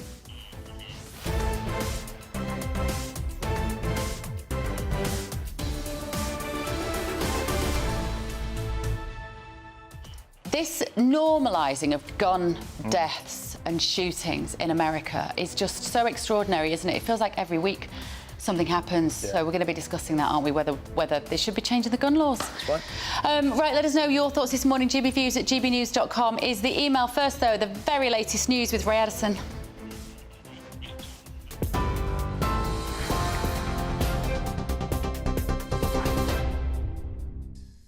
Thank you both. Good morning. It's 11 a.m. I'm Ray Addison in the GB Newsroom. Our top stories. The government is holding an emergency Cobra meeting on the escalating crisis in the Middle East.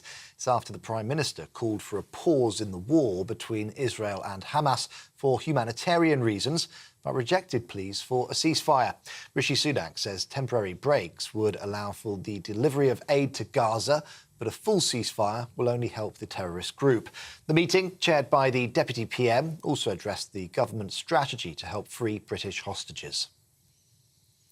Well, meanwhile, Israel launched its biggest incursion into Gaza overnight, with tanks temporarily entering the Strip, paving the way for the next stages of combat.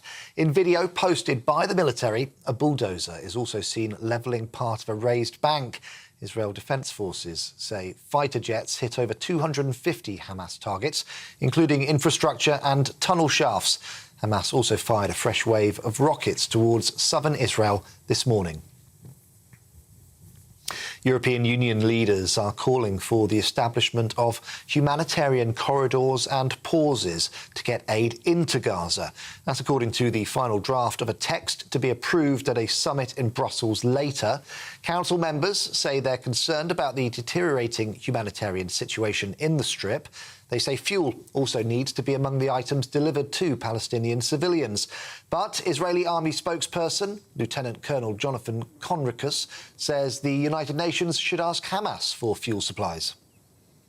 We responded to UNRWA's claim by referring them to where Hamas, which governs the Gaza Strip, stores fuel, both diesel fuel and other types of and benzene and other types of fuel.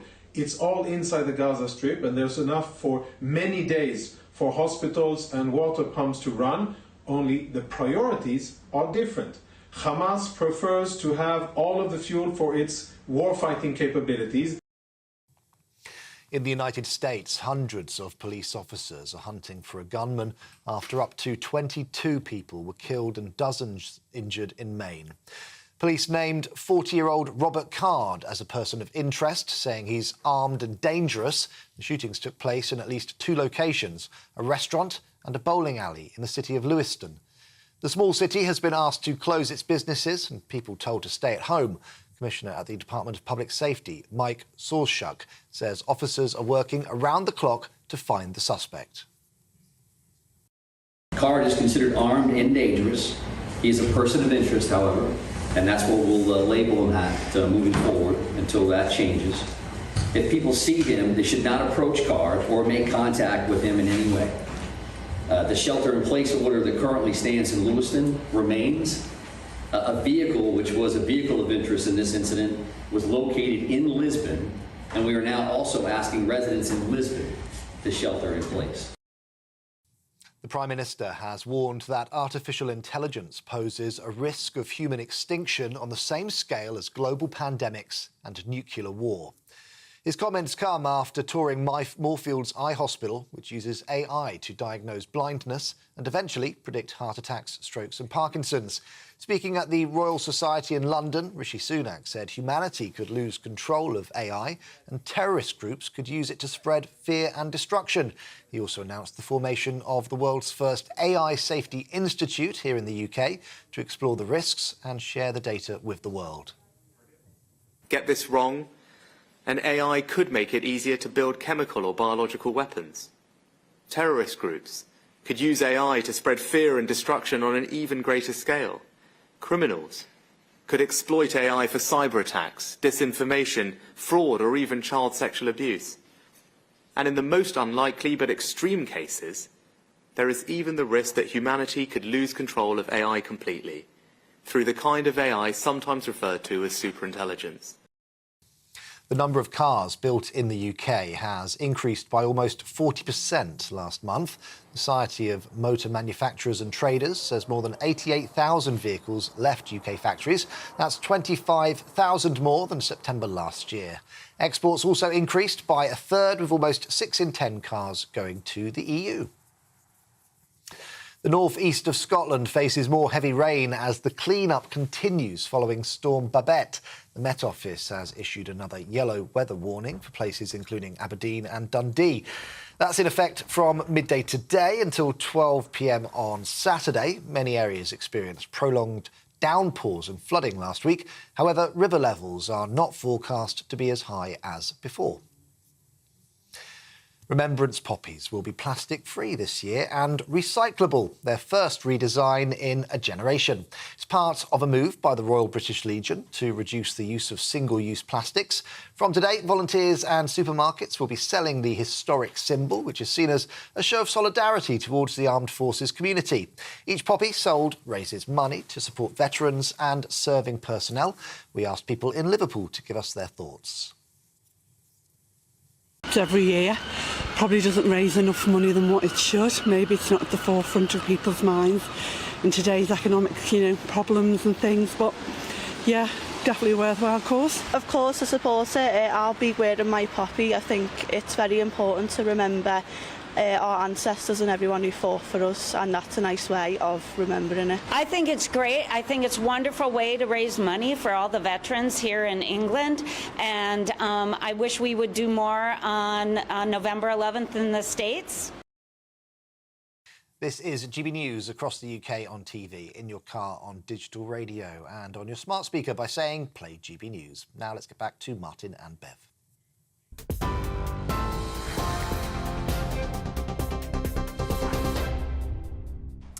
Good morning. Welcome back. 11:06. We're fighting over this. Let's see what you've been saying at home. We've got loads of views coming in. We don't fight over anything, Martin. We do. What's got you going particularly is British values and integration. We talked earlier about has multiculturalism been a failure. 30% of you think that integration hasn't been going on that well. What have people been saying, Bev? Well, Carol has said, I believe that British values include the monarchy, Christianity and history. It's important we don't lose sight of this as we become a more multicultural country.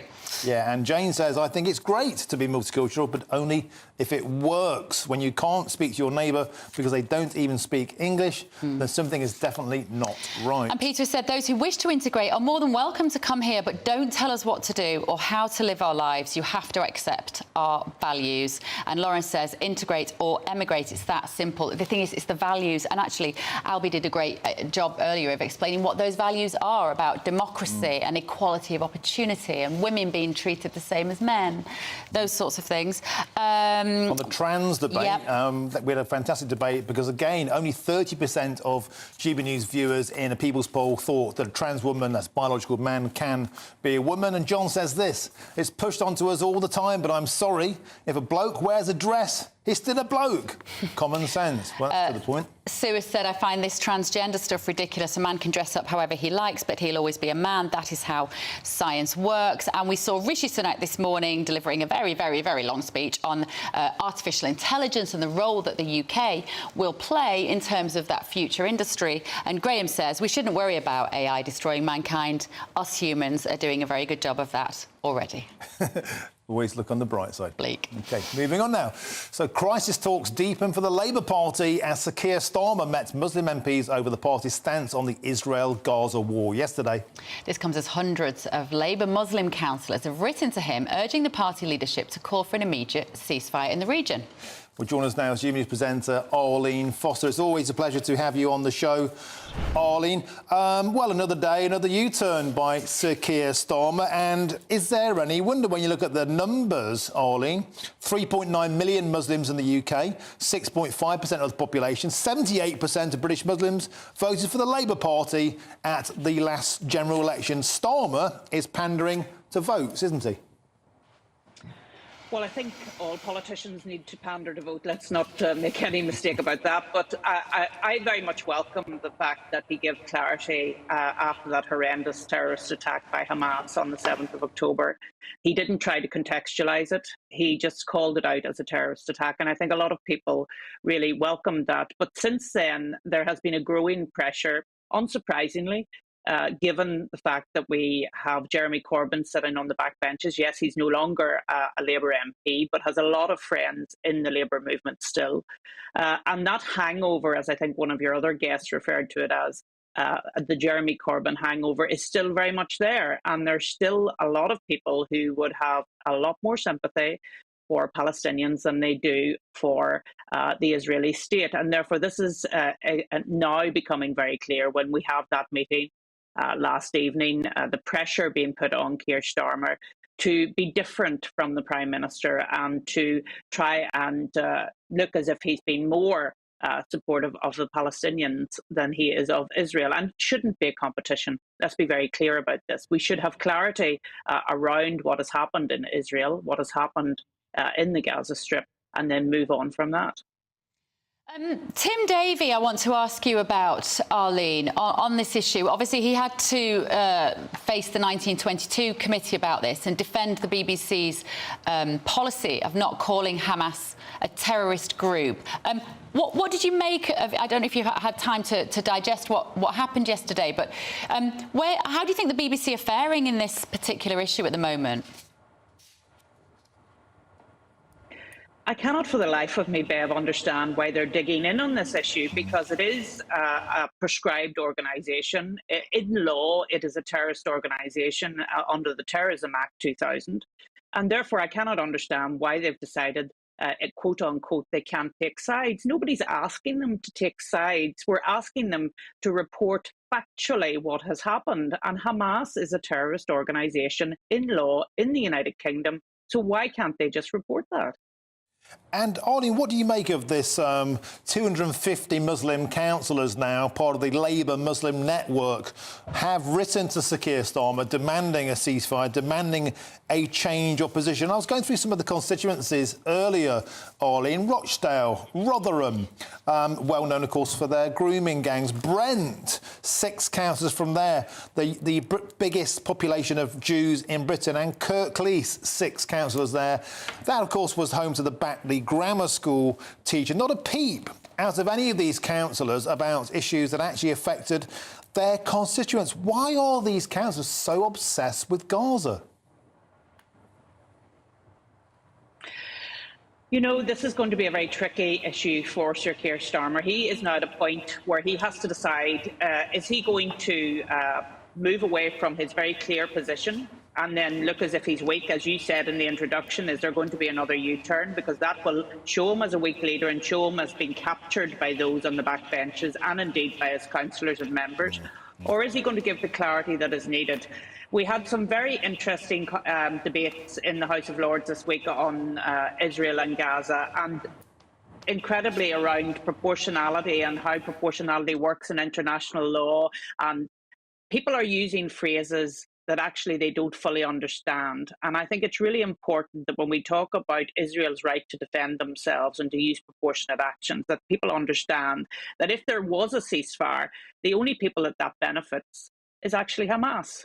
And so I think that the Prime Minister calling for a pause to allow humanitarian aid, to allow the hostages to come forward, is a very sensible way forward. But a ceasefire allows Hamas to regroup, and it will cause damage, more damage to the Israeli state. And I just think, why would they do that? That's giving away the right to defend themselves. And therefore, people need to be very clear that what we have to say about Israel is something that is based in international law, not what people think international law actually says. And Arlene, it's fair to say the Conservative Party have had their problems, of course, in the past, accusations of Islamophobia, even amongst Boris Johnson, the Prime Minister at the time. But it's certainly a hugely divisive issue. How important do you think the Muslim vote is going to be at the next general election? Well, I don't think it's right to see the Muslim vote as homogeneous, because I think there's a lot of Muslims who are outraged by Hamas because they don't want to be seen to be supporters of Hamas, rightly so. It's a bit like in Northern Ireland when the IRA were murdering people. The Catholic community did not want to be seen as supporters of the IRA. And therefore, I think it's wrong for us to just look at the Muslim community as one bloc. I think they are very genuinely, as we all are, concerned about innocent Palestinian people who are being used by Hamas as human shields and are suffering greatly in that region. Therefore, I do think that it's important that we make the differentiation between Hamas and the Palestinian people. I think that's really important. Arlene, I just want to ask you, as somebody that has such experience of politics and policy, but also as a mother, we're waking up this morning to news of another shooting in America, in Maine. The gunman is still on the run, apparently. At what point does America start to admit that there is a problem now with gun crime and perhaps do something about it? Well, we're long past the point where they should have admitted they have a problem with gun crime. I mean, every atrocity that happens in America, we have this discussion, but we never move on from it. No. And people assert their rights under the Constitution. Others say that they want to deal with it, and then they move on, and another atrocity happens. There is a real need for Americans. America are always very quick to tell other countries how to deal with issues. They have an issue and they need to deal with it, and I'm sure that there'll be plenty reflecting on that today after that atrocity in Maine. Absolutely. All right, Arlene, always good to see you. Arlene Foster there, reflecting on the news of this mass shooting in America. Another one. Yeah, it's an endless debate about gun control. Isn't it? Moving on. People in Wales need to limit their speed to 20 miles an hour in built-up areas such as villages and town centres. But our People's poll has revealed that 70% of you do not support reducing speed limits in built-up areas. So is it all a waste of time? Well, join us now to discuss this is criminal lawyer and road safety campaigner Nick Freeman. So, Nick, a resounding 70% of people polled for GB News said they want to put the brakes on this, what they see as a war on motorists. Where do you stand? Well, I think there should be a reduced speed limit in certain circumstances, a dynamic speed limit. I mean, the situation in Wales is really quite ridiculous. You're 3 times more likely to be killed on a rural road, and most of the roads in Wales are rural. What's interesting in Wales is, first of all, there was a poll before the speed limit was introduced, and the vast majority of people were in favour of it, and they've now done an about turn because they realise actually it doesn't make a lot of sense in most cases. So my view is, you know, round school times, opening times, closing times, there should be a temporary limit. In any other sensitive areas, you have a dynamic limit, but the rest of the time you revert back to the 30 mile an hour default limit. That makes sense. I mean, there are so many problems. I mean, first of all, it's going to cost the Welsh economy about £4.5 billion per year. That's the estimate. You hear, of course, that people who live in Wales who are benefiting from this are the residents, but from a mental health perspective. But, of course, the drivers are suffering terribly with mental health issues. You're a taxi driver at 3 o'clock in the morning on a deserted road.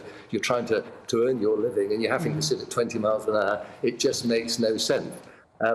From an environmentally friendly point of view, it's completely neutral. There was some research done by London University Imperial College. It says it makes no difference.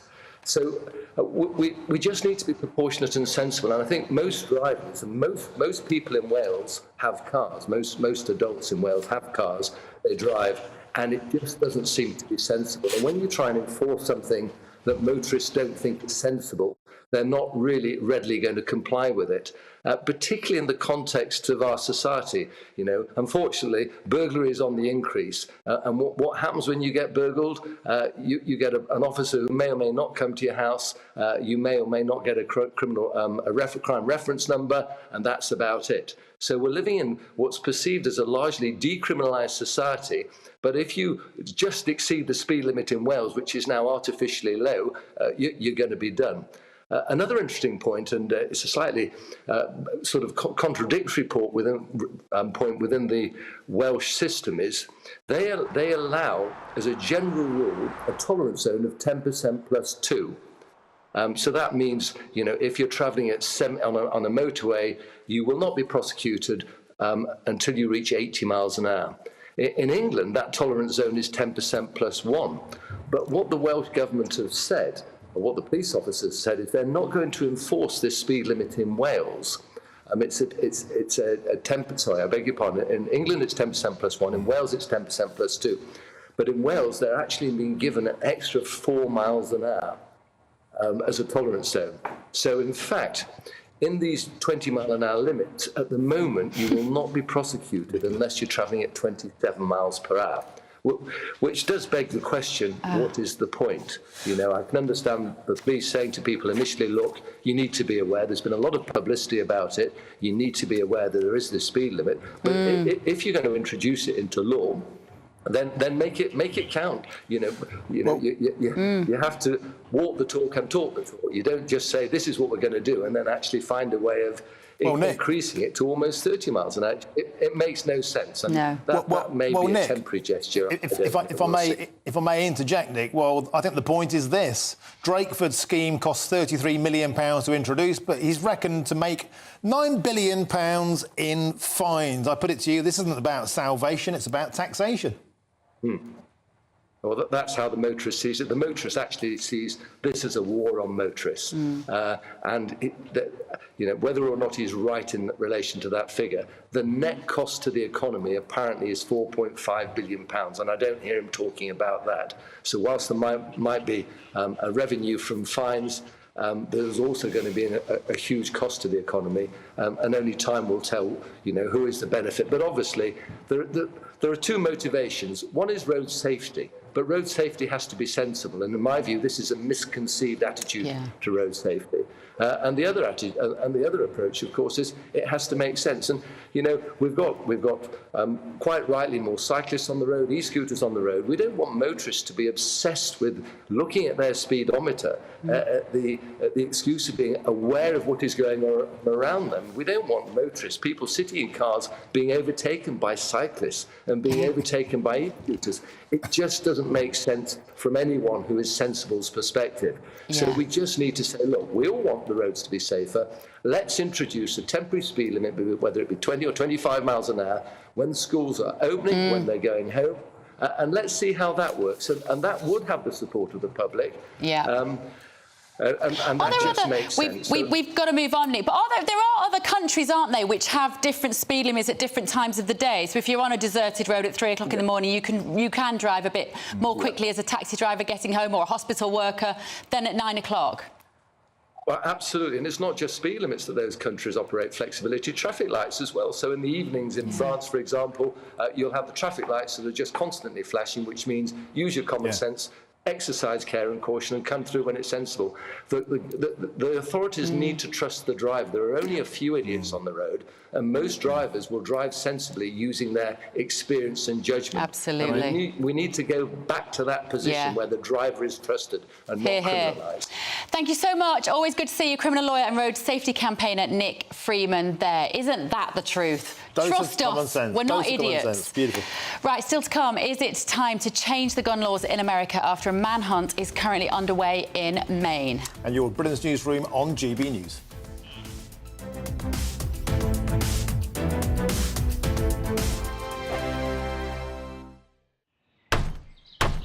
Who is it? We're here for the show. More energy this time! Welcome to the dinosaur hour. I was married to a therapist. And you survived? I thought we were getting Hugh Laurie. Second best. You interviewed Saddam Hussein. What's that like? I was terrified. I'm playing strip poker with you three. Oh! No, thank you. My CDs need to be put in alphabetical order. Are you going to be problematic again? The Dinosaur Hour. Sundays at 9 on GB News. What you get for breakfast is something that, if we do our jobs right, you will wake up to news that you didn't know the night before. It's a conversation. It's not just me and Eamon. We want to get to know you, and we want you to get to know us. From 6, it's Breakfast with Eamon and Isabel. Monday to Thursdays on GB News. Britain's news channel.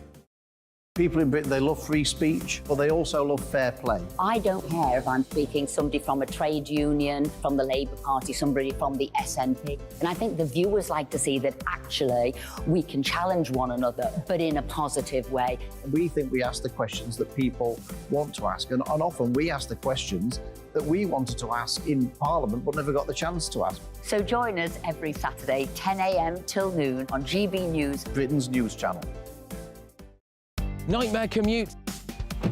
Kick it up a gear with me, Patrick Christie's, at drive time, 3 till 6 p.m, Monday to Friday on GB News Radio. You can listen online and on DAB+, on the smart speaker app and on the GB News app. And if you've got an Alexa, all you have to say is, Alexa, play GB News. We're also on TuneIn and the Radio Player apps. From the school run to rush hour, get revved up with me, Patrick Christys, on GB News and GB News Radio. Tired of the usual focus-tested, pre-prepared Westminster runaround? Well, so am I. So you want higher taxes? Is your department to blame for this? Are you rethinking this policy? Every Sunday at 9:30, I'll be sitting down with those in power to get the truth about the issues affecting you. Let's be honest, we've known about the cost pressures of this project for years, not months. That's the Camilla Tominey Show, a politics show with personality. On GB News, the People's Channel, Britain's news channel. Now then, Lee Anderson here. Join me on GB News on my show, The Real World, every Friday at 7 p.m. I'm not eating bloody cat. Are you delicious. mental? Open your mouth. OK, here comes a train. Reminds me of the scene in Singing in the Rain. Adam, is that a good one? Whoa! Join me at 7 on GB News, Britain's news channel. When the news happens, it happens here. And really important breaking news. Breaking news this morning. On TV, radio and online, the news starts here on Britain's Newsroom. All the biggest stories and the answers that you need from across the UK and beyond. Join Britain's Newsroom from 9:30 on GB News. The People's Channel, Britain's news channel. GB News, unlike other broadcasters, isn't obsessed with the London-Westminster bubble. We think there's a nation beyond the M25, and that's why we talk about the issues that matter across the land. Join me on State of the Nation, 8 to 9 o'clock, Monday to Thursday, on GB News. Daisy's listening, and you should too.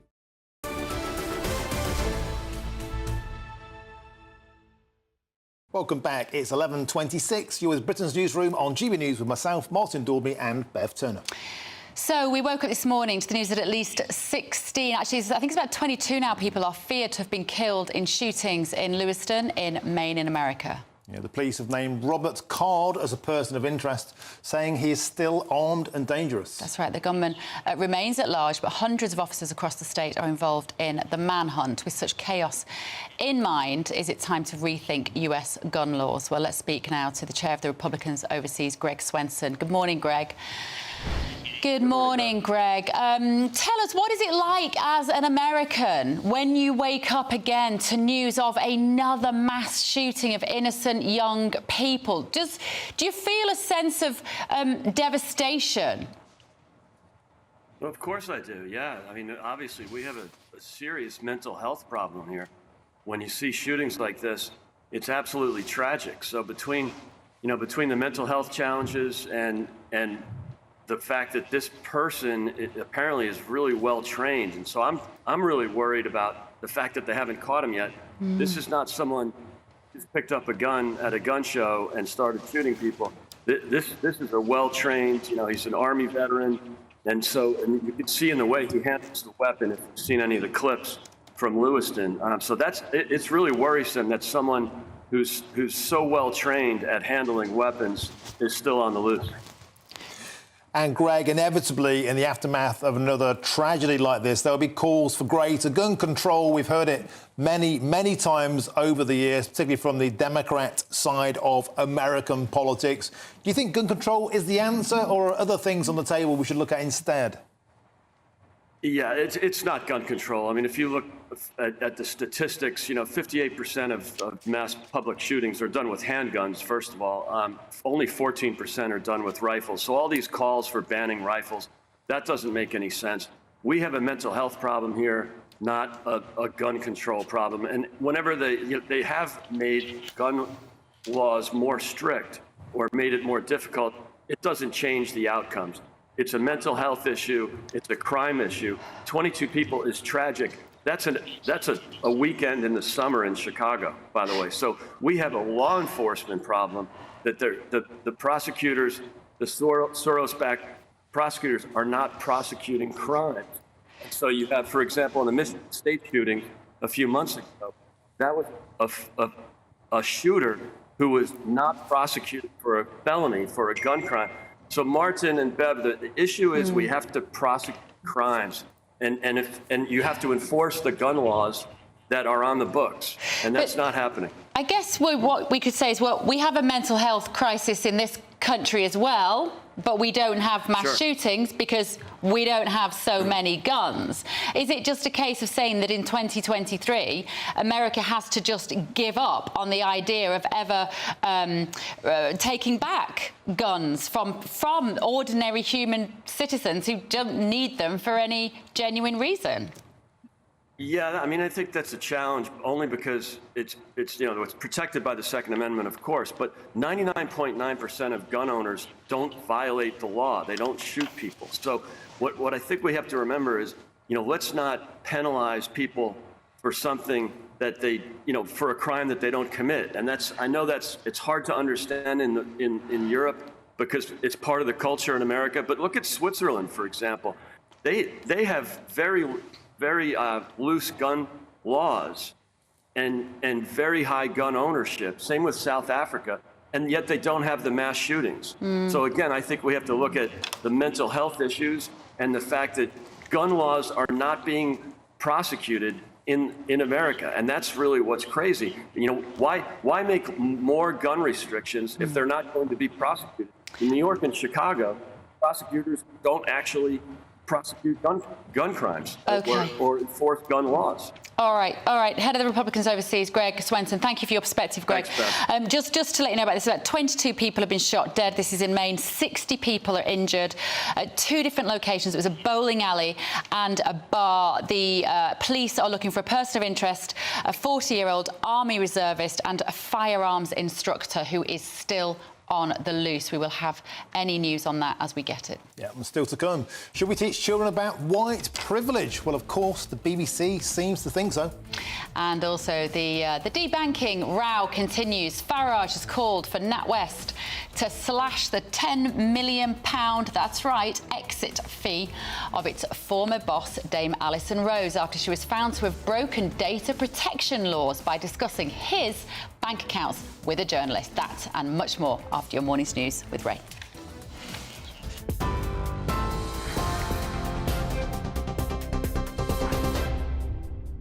Cheers, guys. 11:32, our top stories. The government has held an emergency Cobra meeting on the escalating crisis in the Middle East. It's after the Prime Minister called for a pause in the war between Israel and Hamas for humanitarian reasons, but rejected pleas for a ceasefire.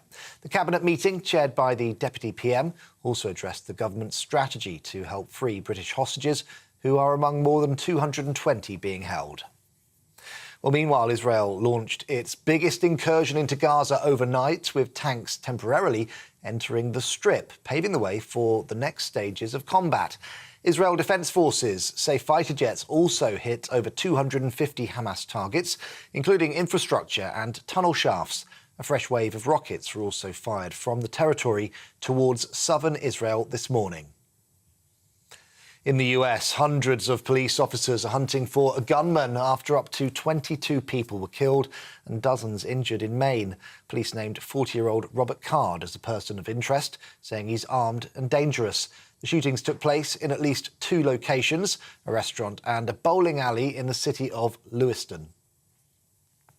The Prime Minister has warned that artificial intelligence poses a risk of human extinction on the same scale as global pandemics and nuclear war. His comments come after touring Moorfields Eye Hospital, which uses AI to diagnose blindness. Speaking at the Royal Society in London, Rishi Sunak announced the formation in the UK of the world's first AI Safety Institute to explore the risks and share the data with the world. You can get more on all of those stories on our website, gbnews.com.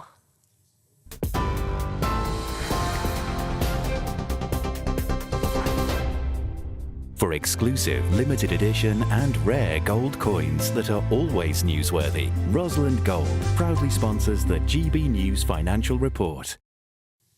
Back to Martin and Bev in just a moment, but first, quick look at the finance. The pound will buy you $1.2090 and €1.1462. Price of gold, £1,647.31 per ounce, and the FTSE 100's at 7,369 points.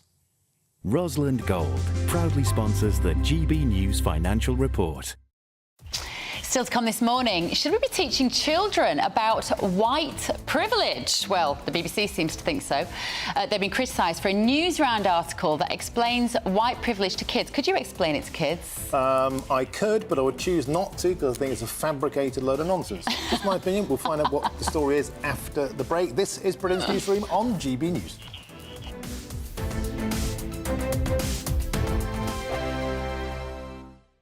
In a world of dull and predictable radio and TV shows. Oh, hi. On Mark Dolan tonight, we've got big guests. We drill into the big stories of the day. The show adds up to a brilliant listening and viewing experience. Mark Dolan Tonight is the most entertaining current affairs show ever, and that's a fact. Join me, Mark Dolan, Fridays and Saturdays from 9, Sundays from 10.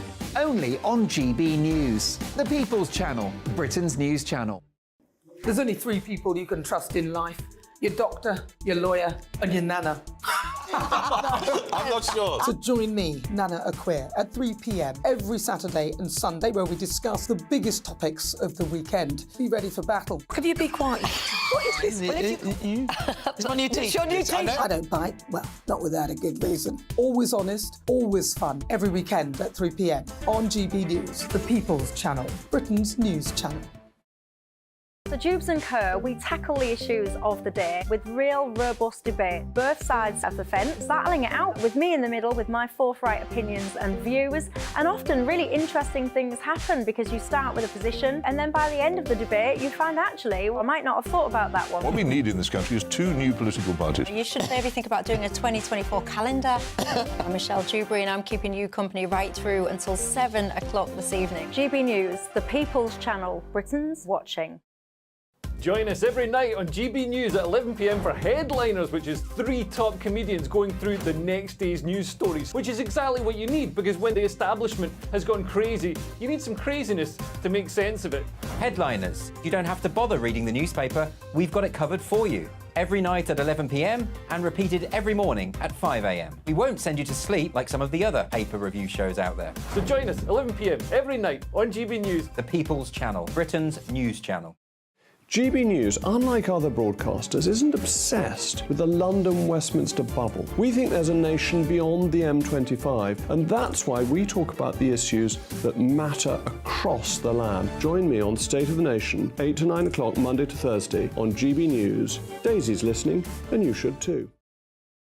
Every Sunday from 11, join Michael Portillo. There will be topical discussion, looking at the week before and the week to come. So kick back and relax at 11 a.m. on Sundays on GB News with me, Michael Portillo. GB News, the People's Channel, Britain's news channel. I'm Andrew Doyle. Join me at 7 o'clock every Sunday night for Free Speech Nation, the show where I tackle the week's biggest stories in politics and current affairs with the help of my 2 comedian panellists and a variety of special guests. Free Speech Nation, Sunday nights from 7 on GB News, the People's Channel, Britain's news channel. Nightmare commute? Kick it up a gear with me, Patrick Christie's, at drive time, 3 till 6 p.m, Monday to Friday on GB News Radio. You can listen online and on DAB+, on the smart speaker app, and on the GB News app. And if you've got an Alexa, all you have to say is, Alexa, play GB News. We're also on TuneIn and the Radio Player apps. From the school run to rush hour, get revved up with me, Patrick Christie's, on GB News and GB News Radio.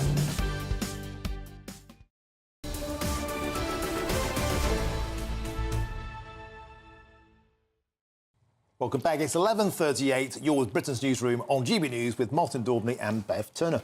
So the Poppy Appeal starts today. The money is used to support veterans and their families. And many veteran support charities say money is running out, putting thousands of veterans at risk of unemployment and even homelessness. GB News' Will Hollis has met Mel Bensley, a British Army veteran, to hear her story. Well, this is me on one of the proudest days of my life. This is me in my number 2s with my forage cap on the day I actually passed out. A soldier at just 17. Mel Bensley from Nottingham served for Queen and country. After 91, when we were all amalgamated into one army, I came out as the Royal Signals. The medal there actually explains that I served in Northern Ireland during the conflicts in 1989 and 1990. It was my first posting, and I was still only 18 when I first went out there. It was decades later, during lockdown, that the trauma she had buried resurfaced. At its worst, I got up crying and I went to sleep crying. Mel turned to alcohol to cope with the PTSD, losing her job running the local pub and her home with it. I didn't know what to do with myself and became very lonely, very scared, and started closing down. And the only thing I knew what to do was to reach for alcohol to make me feel human, is the best way of describing it. It made me feel something. It's estimated that around 4,000 veterans are homeless, with many living in hostels but hundreds on the streets. The government is pledging to end homelessness amongst veterans by next year, reinforced by an £8.5 million fund named Op Fortitude. Critics say they'll miss the target. The British Legion's Poppy Appeal raises cash to help veterans and their families. Like most places, homelessness is increasing in Nottingham by at least 50% this year. The charity framework is trying to plug the gaps. Andrew is chief exec. Well, we have a national housing shortage, and that's exacerbated by a cost of living crisis. And it means that people, for instance, who we are trying to resettle with private landlords simply can't afford the rents. I, Melanie Ducker, swear by Almighty God that I will be faithful and bear allegiance to Her Majesty Queen Elizabeth II. Mel's now in recovery and has a home again through Framework. Her experiences while serving took a lot from her, but still she's giving back to her armed forces family. I still am, and always have been, very proud of the fact that I was able to serve my Queen and country, and until the age of 55 I am still actually a registered reservist. So I could get called up if things go wrong. Will Hollis, GB News in Nottingham. Well, we're pleased to be joined again now by political editor of the Daily Express, Sam Lister, and journalist and broadcaster Carol Malone to discuss this. Let's start with that package there, Carol. I know we were getting quite emotional during that. It really get you to think about where this country's priorities lie. We could spend £8 million a day on hotels for asylum seekers, but people like that are just left marooned. You know, Martin, I think people of my age, for sure, and probably all of our ages, it matters to us because we're not that far removed. We still, we still know people who are in the war. We still have relatives who are affected by the war. A lot of young people, I don't think, understand the concept of war. They read about it, they hear about it, but they don't know what it means, and they don't understand the casualties of war. And that's why I think we have to keep on pushing this poppy thing the whole time, because it's really important that we raise as much money as we can. Mel, you look at her, proud to serve her Queen and country, and yet because of that, she now lives a very reduced life. And that's not meant to be insulting to her, but she can't do the things the rest of us do. Yeah. She, like a lot of ex-military people, she turned to drink, she suffered from depression, and although there is some money around to help with that, there's never enough, because people who serve and people who see death and destruction, it changes them. Yeah. Sam, what do you make of it when you see that? Because it's just so heartbreaking. It's a real stain on us as a culture that we don't look after our veterans better. It is, and obviously at this time of year we do think about veterans more, but generally, the rest of the year we're not constantly thinking about these issues, are we? I would say the government has actually made some quite significant strides towards helping veterans over the last 10 years. There's an Armed Forces Covenant that gives veterans certain rights. There's a lot of work being done to help veterans find work after they leave the service. But on the whole, it is very difficult to make that transition back into civilian life. We know that. Yeah. And we know that a lot of veterans do end up in prison. There's a lot of work being done by MPs, actually, to find out exactly how many veterans end up in prison. But it is often to do with drink and drugs and that transition from army life to civilian life. And you know what I was thinking when I was watching that? Tell that lady about white privilege, which moves us on to our next story, actually, which is, it's what was occurring to me when you think about white privilege. BBC News Round, a show that I'm sure we're all familiar with, all part of our childhoods. BBC News Round website has has a piece that basically is telling kids, Carol, isn't it, that white children have what they describe as white privilege and that they should use this for good. What do they mean? You know what? This is so insulting to the majority of the British population, which is white, to tell them that they're privileged by virtue of the colour of their skin. As you say, you tell that to Mel, tell that to people who are homeless, tell that to a whole range of people. The thing is, this is a theory. BBC have been accused of this recently when they were putting out teachers on their website talking about trans and telling kids that there are 100 different genders and you can be a star if you want to be. I mean, it's nonsense, and they're pushing this ideology, this theory, and they had to in the end pull it off because parents were going berserk. Here they go again, putting this up, this theory that there is such a thing as white privilege. This is not a fact. This is a theory, and they're putting it down as fact. And it really is. And they're endorsing it as fact as well. And that is not their place to do that. The BBC is fast becoming, it doesn't represent, it's the state broadcaster, but it is not representative of the majority of the state anymore. Yeah, it's worth pointing out, Sam, that in this piece, a black studies professor called Kehinde Andrews, who's a regular on television, he's best known for saying that the British Empire was worse than the Nazis. I mean, really, the point here, Sam, is are these people... should they be allowed to be educating our children with this divisive nonsense? Well, I think it's not really for us or anyone to stop the professor having his point of view. What the issue is it the BBC's role to promote things in this way? It's quite legitimate for the BBC to report on different points of view. What it isn't legitimate is for it to present something as scientific fact when it clearly isn't. It's a theory, and it needs to be very clear about that. It is, and the irony, I'm sorry, but the irony of the BBC saying they won't call Hamas terrorists because they need to be objective and they like to be impartial. This is not an impartial article. It says in here the youth-focused, but white privilege, what is it? How can it be used to help others, it talks about, and it gives kids advice. How can I use my white privilege to help others? And it's not to say that life cannot be harder for black people. Of course it means that racism exists. We're idiots to think that it doesn't exist. But that doesn't mean that you teach children, because the black kids will then read this and go, well, it's not fair because your life... That's happening. You have an opportunity to help me. They believe they're oppressed and they believe that white kids are privileged. White working-class kids at the bottom of education and have been for over 25 years in the UK. When does their privilege kick in? This causes division where there shouldn't be any. Exactly. We all know that in certain communities, black people are disadvantaged, people of colour are disadvantaged. Whereas, but this to me impugns white British people, I think, which account for about 82% of the population, just by assuming we're all racist for a start, and to assume we're all better off. It's just not the case. And kids can't be taught this as fact, as Sam says. Equality. The word equality has just disappeared. It's now all about one person has to be more privileged than the other.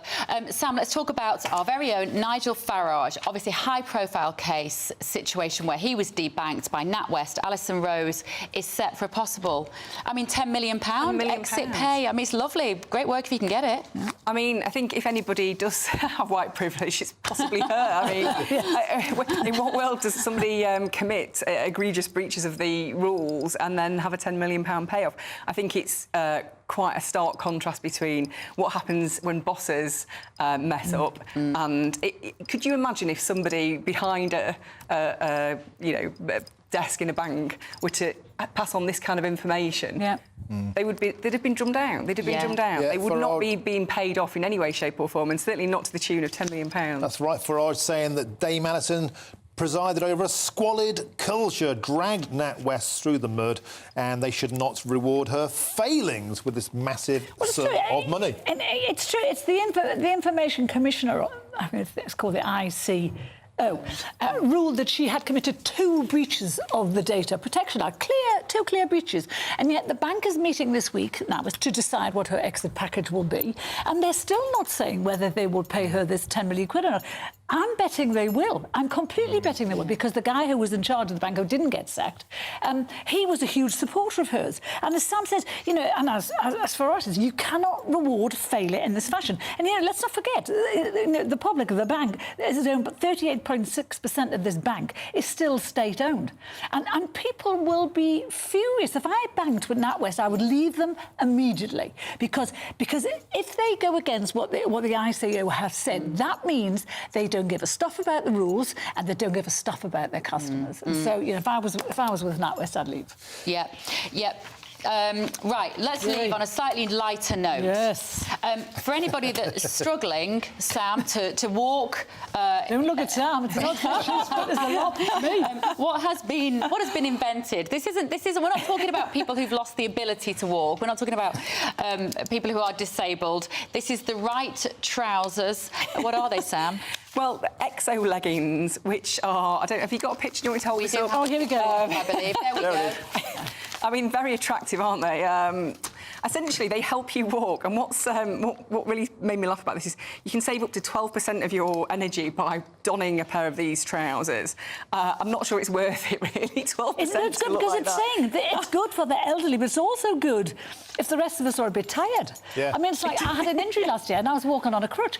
These trousers would have been perfect. Yeah, that's right. The scientists have said they could help frail older people walk without a risk of falling, but they do go on to say whether they prevent falling hasn't been investigated yet. But they're going to try that on older people. And there's a bit of a battery, and I suppose you'd have to master the battery, otherwise you'd be like zooming down the street. Because the thing is like an electric bike, but I'm on for it. If they want anyone to test it, I'm here. You see, part of me thought this might have Andrew Pearce written all over it. I think so. Carol, but he wouldn't be able to turn them on. He wouldn't know how to work it. Especially if he'd had a vodka or two. Well, I was about to say that they'd have come in handy on my all-inclusive holiday last week in Rhodes, to be honest. They'd be quite useful for, like, going to the bar. Exactly. Let's just finish on Tim Davie as well. I want to cover this, Sam. He was in front of the 1922 committee yesterday to justify why the BBC do not call Hamas terrorists.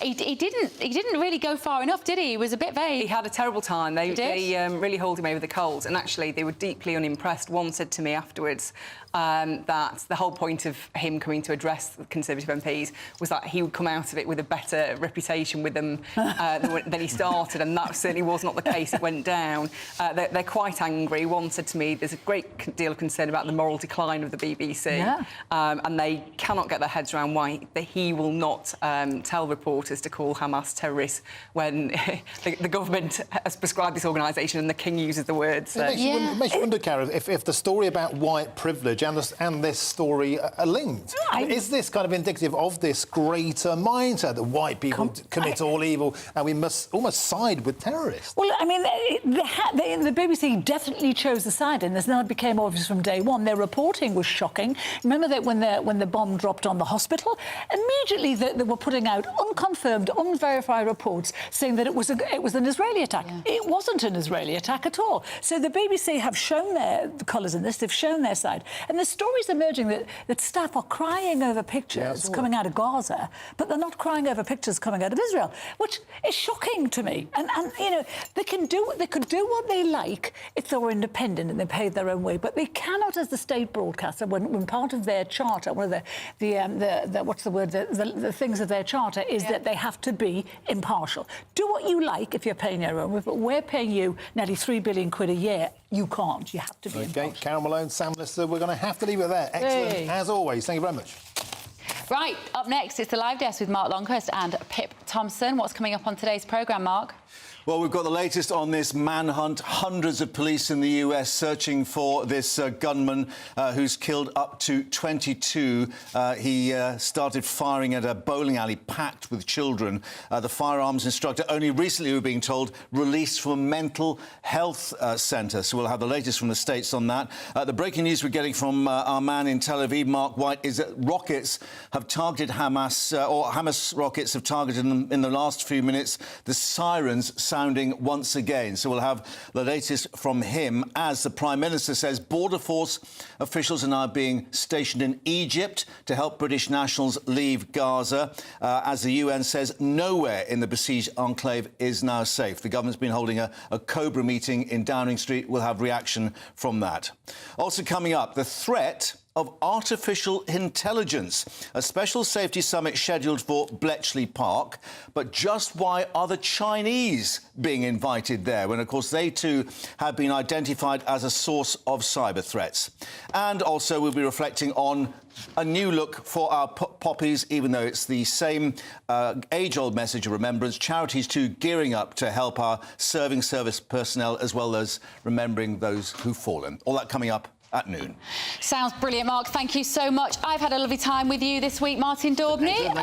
You're doing breakfast tomorrow morning, are you? Early birds. I'm on 6 till 9:30. OK, and I'll be back on Monday with Andrew Pearce. Have a great weekend. Britain's Newsroom will be back tomorrow morning at 9:30. You're with GB News, the People's Channel.